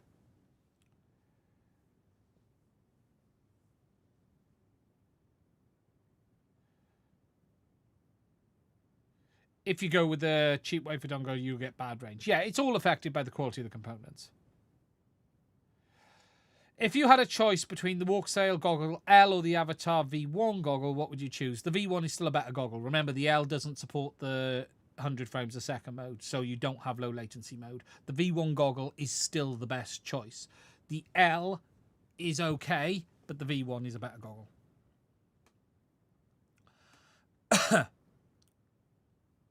Yes, I have seen, and I'm a bit reluctant to talk about this, but I have seen as Eduardo has just, Eduardo, I'm not sure how we say it, has just said, in the pipeline we have goggles, tiny hat for the Redaxer, same footprint with the 2 receivers, 4 antennas. Yeah, a hat will just make it tiny. If you produced a hat for the Redaxer, it would be straightforward, as you like. But there, I have seen people talking about goggles. You know, again, I think one step at a time. Let's you know, you don't, making goggles for the sake of it isn't necessary. There are lots of goggle options out there. A absolutely cut back, tidy VRX module option hat would be bob on.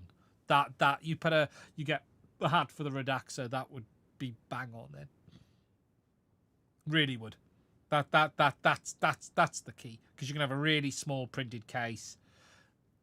That case I've just done there is a generic case which someone has made. It's got so much ear in it. It's ridiculous. You know, you could easily cram this into one of the other modules. It's interesting. It continues to be interesting. I've got a lot more testing I want to do. Look, I'm going to address 2 things. So I'm going to say this as clear as I can be, really. So there's been some comments. Someone said something earlier about being paid by OpenIPC. OpenIPC don't pay anyone. It's an open source project. Oh, I don't know that they don't pay anyone. They haven't paid me. Let me be clear on that. My early thoughts on the way the dev team behaved was pretty shitty. However, I was not blameless either. There are elements of this where it was a language barrier, and that I didn't understand at the time, whereas I now do, because I've seen it from the outside a bit differently and understanding that language barrier a little bit. And sometimes what I was taking as a frankly shitty response wasn't a shitty response. It was just the way the person responded.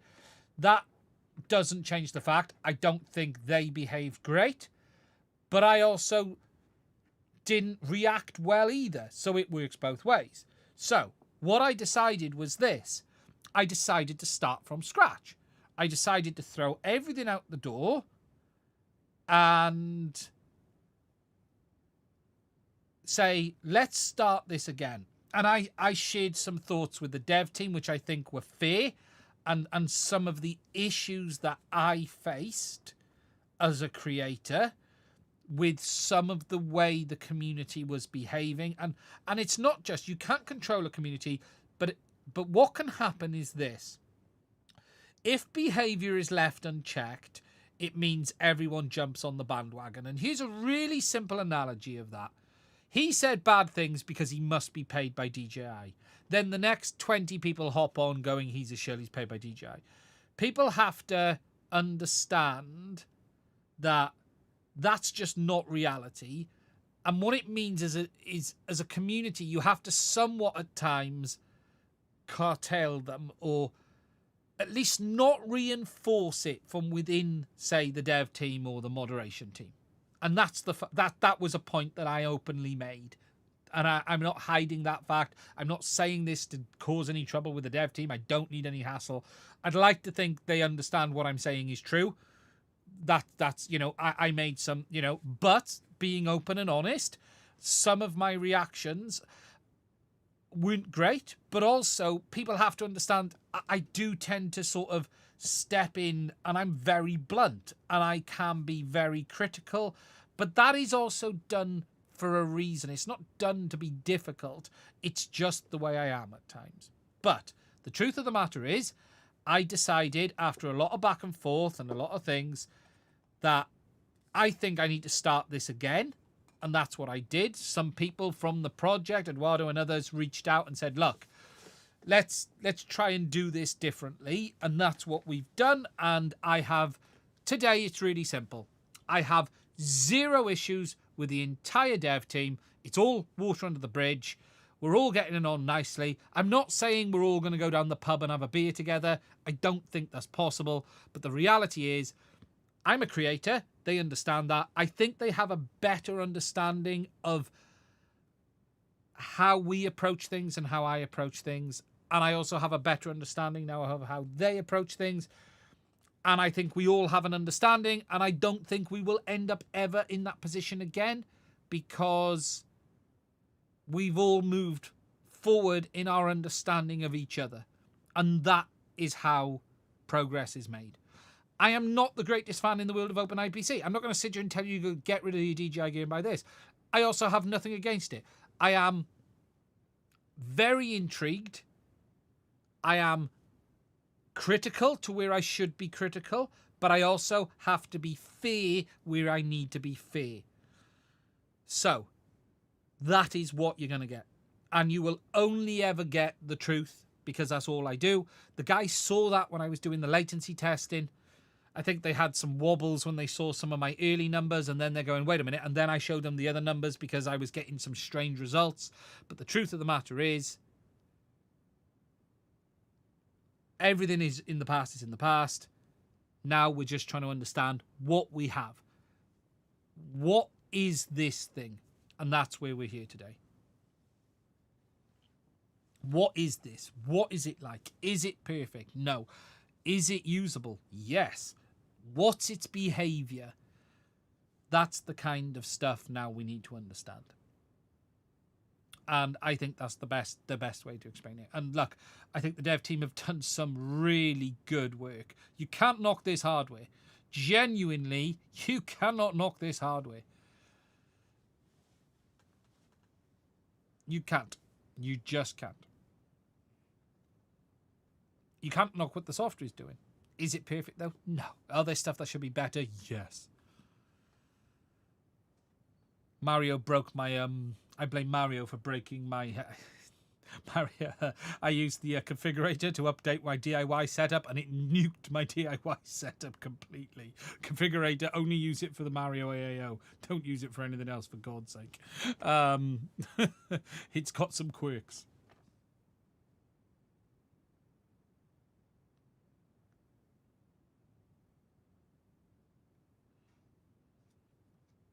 Yeah, the DIY setup, and funny enough, look, I had loads of problems with my DIY setup, and I'm a much better understanding now. And interestingly, nothing I did was wrong in the DIY setup. I had loads of problems, and it turns out my problem was my receiving module on my ground station, and that was the only one I hadn't swapped. I'd been messing with the camera one, I'd done loads of things, and I couldn't get it fixed. And it turns out it was the receiver on the ground station. Just wouldn't behave after all the problems I had. Just ridiculous. But that's DIY for you. But yeah, so look, the project's moving forward. The hardware's good. I'm glad I got boards now. I always like having 2 of everything or 3 of everything, because I need something in a quad and I need something on the bench to be able to test back and forth with. You know, I've done a lot of testing, not in flight. I've done a lot of ground-based testing. And there's a reason for this, actually, and this is really important. I have a very deep understanding of the behavior that I expect from Avatar HD, DJI. A lot of it from ground-based testing, because you can replicate it. And the reason I say this is this. In certain places, I can go for a walk with the system, and I know exactly within like a meter where the signal will drop. If I put the receiver here and the transmitter there, I know what's going to happen. And it's really handy because it's replicatable. I can replicate on DJI 3, on Avatar HD, where I start to lose signal on one, what I start to lose signal on the other. And it's very important to be able to do that on all the systems, to be able to look at it. And I've had a look at Avatar HD, and I've had a look at OpenIPC, and there's some real nice features in OpenIPC, and there's some quirks to it. One of the real nice ones is how quick it recovers on signal loss. It's instant. It's boom, it's back. You know, if you take DJI 3 right now, it's horrific. You can fly like 5 kilometers before O3 recovers signal. This is boom, it's back. The second the signal's back, it's back. But you don't have packet retries in the standard setup. You don't have variable MCS in the standard setup. So what you don't have is this. DJI is the best at this. Avatar HD less so. DJI is bob on this. DJI steps its bandwidth down, the MCS rates down as the signal gets weaker. So if you take DJI, it will start at 40 megahertz carrier, it'll drop to a 20 megahertz carrier, then a 10 megahertz carrier, then a 1 megahertz carrier. DJI will actually step it all the way down the bandwidth, the MCS rates, all the way down until the signal just falls off. It's incredibly good at it.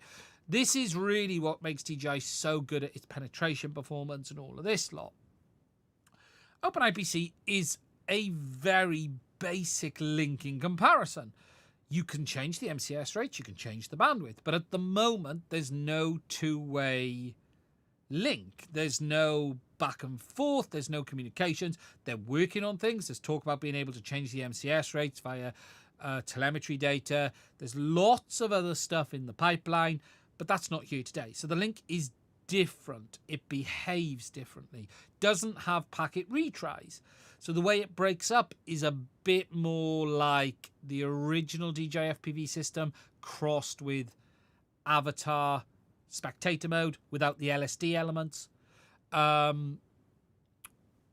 It doesn't do the full trippy spin element, but it's a bit different. So it has upsides, it has downsides. No one is perfect. I haven't tried Ruby. I can't do everything at once. I showed it a bit a couple of weeks ago, and I have got footage somewhere. It's not terrible. It really reminds me of the early DJI FPV system, to be honest. It's very similar. It just blocks up, but they're doing more work on all of that. I'll be honest, the biggest problem with OpenIPC today is how fast everything's changing, if I'm honest. The big problem is, just as you might get used to something, tomorrow there's something new. Look, is it a finished product? No. Is it a product? Probably not the right term to use. It is in development. It is alpha stroke in development at best. But it's also changing damn quick, and it's improving damn quick. And today, you can set it up to be a long-range system. You can set it up to be a quad system. There are guys acro flying this and getting some freaking good results. And I ain't talking about pushing it like I do around a few trees. There are guys posting videos pushing this hard, and they are getting good results. But he's done a huge amount of tuning. He's doing a huge amount of testing. What I would say the number one downside to OpenIPC today is the amount of time of your life it will suck up. If you're into projects, though, it's probably time to start having a look. That's what I would say. It's moving forward. Problem is, you stop reading Telegram for a week and something's freaking changed. That's the freaking problem. And that's the real problem right now is, okay, here's what I think is really important. Okay, here's my last point, actually, and this is something for the OpenIPC devs. We need a 1.0. We don't have a 1.0 today. You don't have a line in the sand. You have your dev builds and you have your updates, and every time you update, something changes, something improves. You now need to think about 1.0, line in the sand. This is what people can go and play with. The amount of work that's going on into new versions and apps and improving things is incredible. It's great. It's amazing. What I could probably be critical about right now is there isn't a good start here point, because start here keeps changing. Here changes every day, every week, if that makes sense. I think you need 1.0 with a known set of settings that work, that you don't have to worry about and let people think. And that can be day one, and then let people go in with the dev development and move forward from there. I think that's probably a piece of advice I would give. is let's wrap up a version 1 or a 0.1 or something and have that's where you should start. And it could be hard. No. And what I would try to do around that is do like a version 1.0 with the Mario hardware, the runcam hardware, so everyone's in the same position. So you almost go, right, here's the builds for Redaxus, here's the builds for the apps, here's the builds for the Mario, the runcam, and there. At the moment, there's still too much going. Yeah, 100%. It's just, I think that's probably the one thing to allow people to come in a sort of have a starting point, is what I would say. I tell you what, the guy flying acro quite hard is. I was quite impressed with some of the videos. Some of the videos are freaking impressive. I'll be honest. I was like, there's a bit more in this than I thought.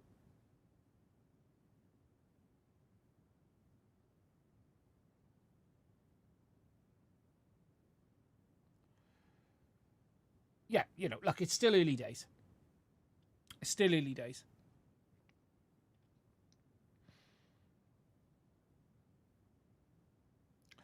If using a Wi-Fi adapter, how is it able to go long range? Okay, so what you've got to understand about Wi-Fi. Okay, so OpenIPC is an umbrella project. So I'm going to say something now, and I'm going to either get told off by Eduardo or he's going to agree. So OpenIPC is an umbrella project, okay?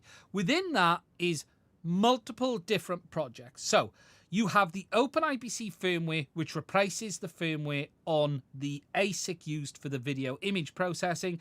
That ASIC is good at image processing, has onboard network connectivity, audio connectivity, UART connectivity, I/O. That main chipset takes everything and spits it out over, say, the Ethernet connection. We then have the Wi-Fi adapter, which we hook into it via USB. Now, within OpenIPC, you've got the OpenIPC firmware. You've got WFB, which is the wireless element. That is what is doing the wireless communication. And then you've got another part of it, which is doing the video encoding, Majestic. That's the video part of the link. So you think of OpenIPC, Majestic, WFB. Now there are other bits of this that you can use. This isn't set in stone, but think of it as 3 layers. OpenIPC, Majestic, WFB. Now what WFB does is control the Wi-Fi adapter over the USB connection, but you are not using Wi-Fi. You're using the adapter, which is capable of transmitting on Wi-Fi frequencies, but you're basically taking over control of that adapter and using it in a method that produces the signal that you want. Now, this Wi-Fi adapter is not an SDR, okay? So, there are limitations on what they can do. They can't just say, turn it into the same signal as DJI, because it's not an SDR. You know, DJI Avatar HD are based on LTE. This is based on Wi-Fi. It has its constraints that the chipset is capable of operating within, but what they're doing is maximizing that behavior. So if you think Wi-Fi is actually a standard, a communication standard, depending on the version, but you're saying communicate like this, it has packet retries, packets back and forth. We don't have this in this. What this is basically doing, the easiest way to explain this is, this VTX is streaming a video link back to the receiver. That video link is independent of the communication link that is coming from this end back up if it's enabled. It's not always enabled. If it's enabled, it's independent. But this VTX is basically streaming more like HD0 than DJI or Avatar HD. It really is more like HD0 in that sense. It's a video stream being sent. You are using the Wi-Fi adapter as the transmitter module. You are having to do it within the constraints of what that Wi-Fi adapter is capable of doing, but it is not Wi-Fi. It is not behaving like Wi-Fi. It is still OFDM. It is a 20. You can set the bandwidth. You can change the carrier width within the limitations of the Wi-Fi specification that the adapter supports. So if you take Wi-Fi, you can have 10 megahertz carriers, 20 megahertz carriers, 40 megahertz carriers. So they are limited to that bandwidth option. They couldn't go 30. They couldn't go some random number because the adapter wouldn't support it. But it's not Wi-Fi. Don't confuse it with Wi-Fi. Wi-Fi is a communication standard. This is using the Wi-Fi adapter as a transmission module in the way they want it to. It's not perfect. They can't do everything that DJI might want to do or Avatar HD might want to do, but that doesn't mean they can't do a lot. And that is the basics of it. Now I look forward to getting told off.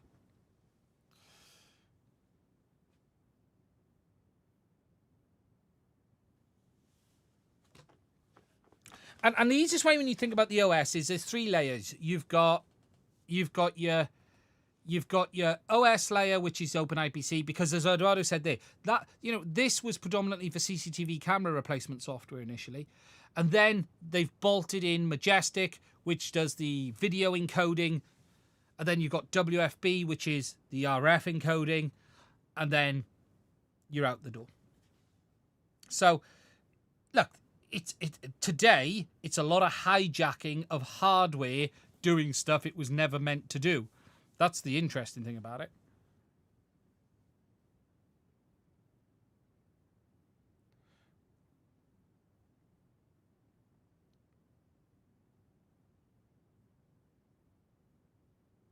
So, that's the easiest way to explain it. And I do explain this in my video, which I'm working through, and it's understanding what it is.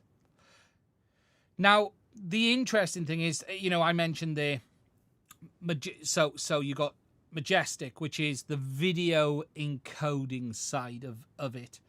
You don't have to use Majestic. They could put a different video encoder in. You've got WFB, which is the RF encoding side of this. You don't have to use that. You could use something else. They've chosen a bunch of pieces of software which is open source, which allows them to do what they want. But, you could think of this a bit like a box of Lego bricks. You've got your red brick, which you always have to have, which is your OpenIPC firmware. But then you've got your other bricks. What's actually enabled this, and this is the bit I didn't understand enough about initially, and this is the ASICs. What's quite interesting is these ASICs are surprisingly capable. If you look at the SSC338, so this is a common one used, right, in OpenIPC. Okay. Now, what's incredibly interesting about this ASIC is this, okay? So if we look at the block diagram, this ASIC has your MIPI or your DVP I2C interface for your camera module. It has an ISP, which is your image signal processor on board. It has hardware, H.264 and H.265 encoding. It's on board. So it's already doing this stuff on the ASIC. And then you've got your cores, you've got your I.O., your UART, your SPI, your JTAGs, your USB host device, your SDIO controller, your SPI flash controller. It's got an Ethernet adapter. All of this is on board this ASIC. And these chipsets have been mass manufactured to make really quite capable, cheap CCTV cameras. They take your video image in, encode it, push it out over Ethernet. Pretty much is what they do. Okay? Push it out the door, job done. However, you can use these for other things. You can use these for, say, what we're doing here today. You just need to couple this to a video transmitter chipset, as we are down here. Wi-Fi module, USB host control. So, what's really interesting is these chipsets are designed to offer fast encoding of video data, and they have ARM cores on board, so you can run your own OS on them. And that's what's interesting about them. And look, the bit they lack really, compared to, say, DJI, is the completely customized SDR front end. But what they're doing is hijacking some Wi-Fi adapters in a certain way to get some really interesting behavior. Now, could you, in the future, do the same thing with some LTE-based modems? Absolutely. But LTE modems are very proprietary and very hard to do anything with. And that's the truth of the matter. There isn't anything to say, though, if someone couldn't hack the LTE modem firmware, that they couldn't do some really interesting things. Here and now, we're redundant to Wi-Fi.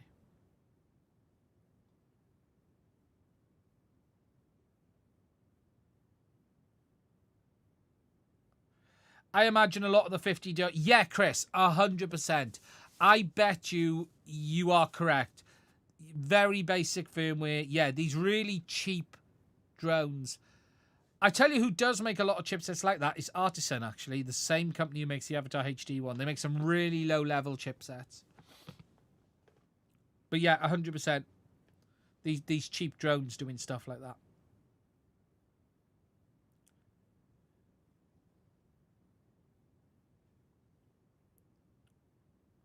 So, that's where we're at with IPC today. Now, I'm going to wrap this stream up here, but the last thing I need to do is say a big thank you to everyone on the Super Chats. We have £5 from Hero Scare. Thank you for that. R1M Dog, 10 Australian dollars. Thank you for that, my friend. I really do appreciate it. Just reading his matter, you're about our hobby. I really hope you keep doing YouTube for quite a while. Thank you very much. And then Skydozer FPV, $5. Thank you very much. Appreciate your no-nonsense, honest approach to everything. Where are we here? Where are we here? There's never a question of whether or not you're being honest. Right. It's getting late. Look after yourself. Thank you for spending some time with me tonight. Might be a video going live tomorrow. You might want to watch it. It's quite interesting. Stay safe. I will speak to you soon.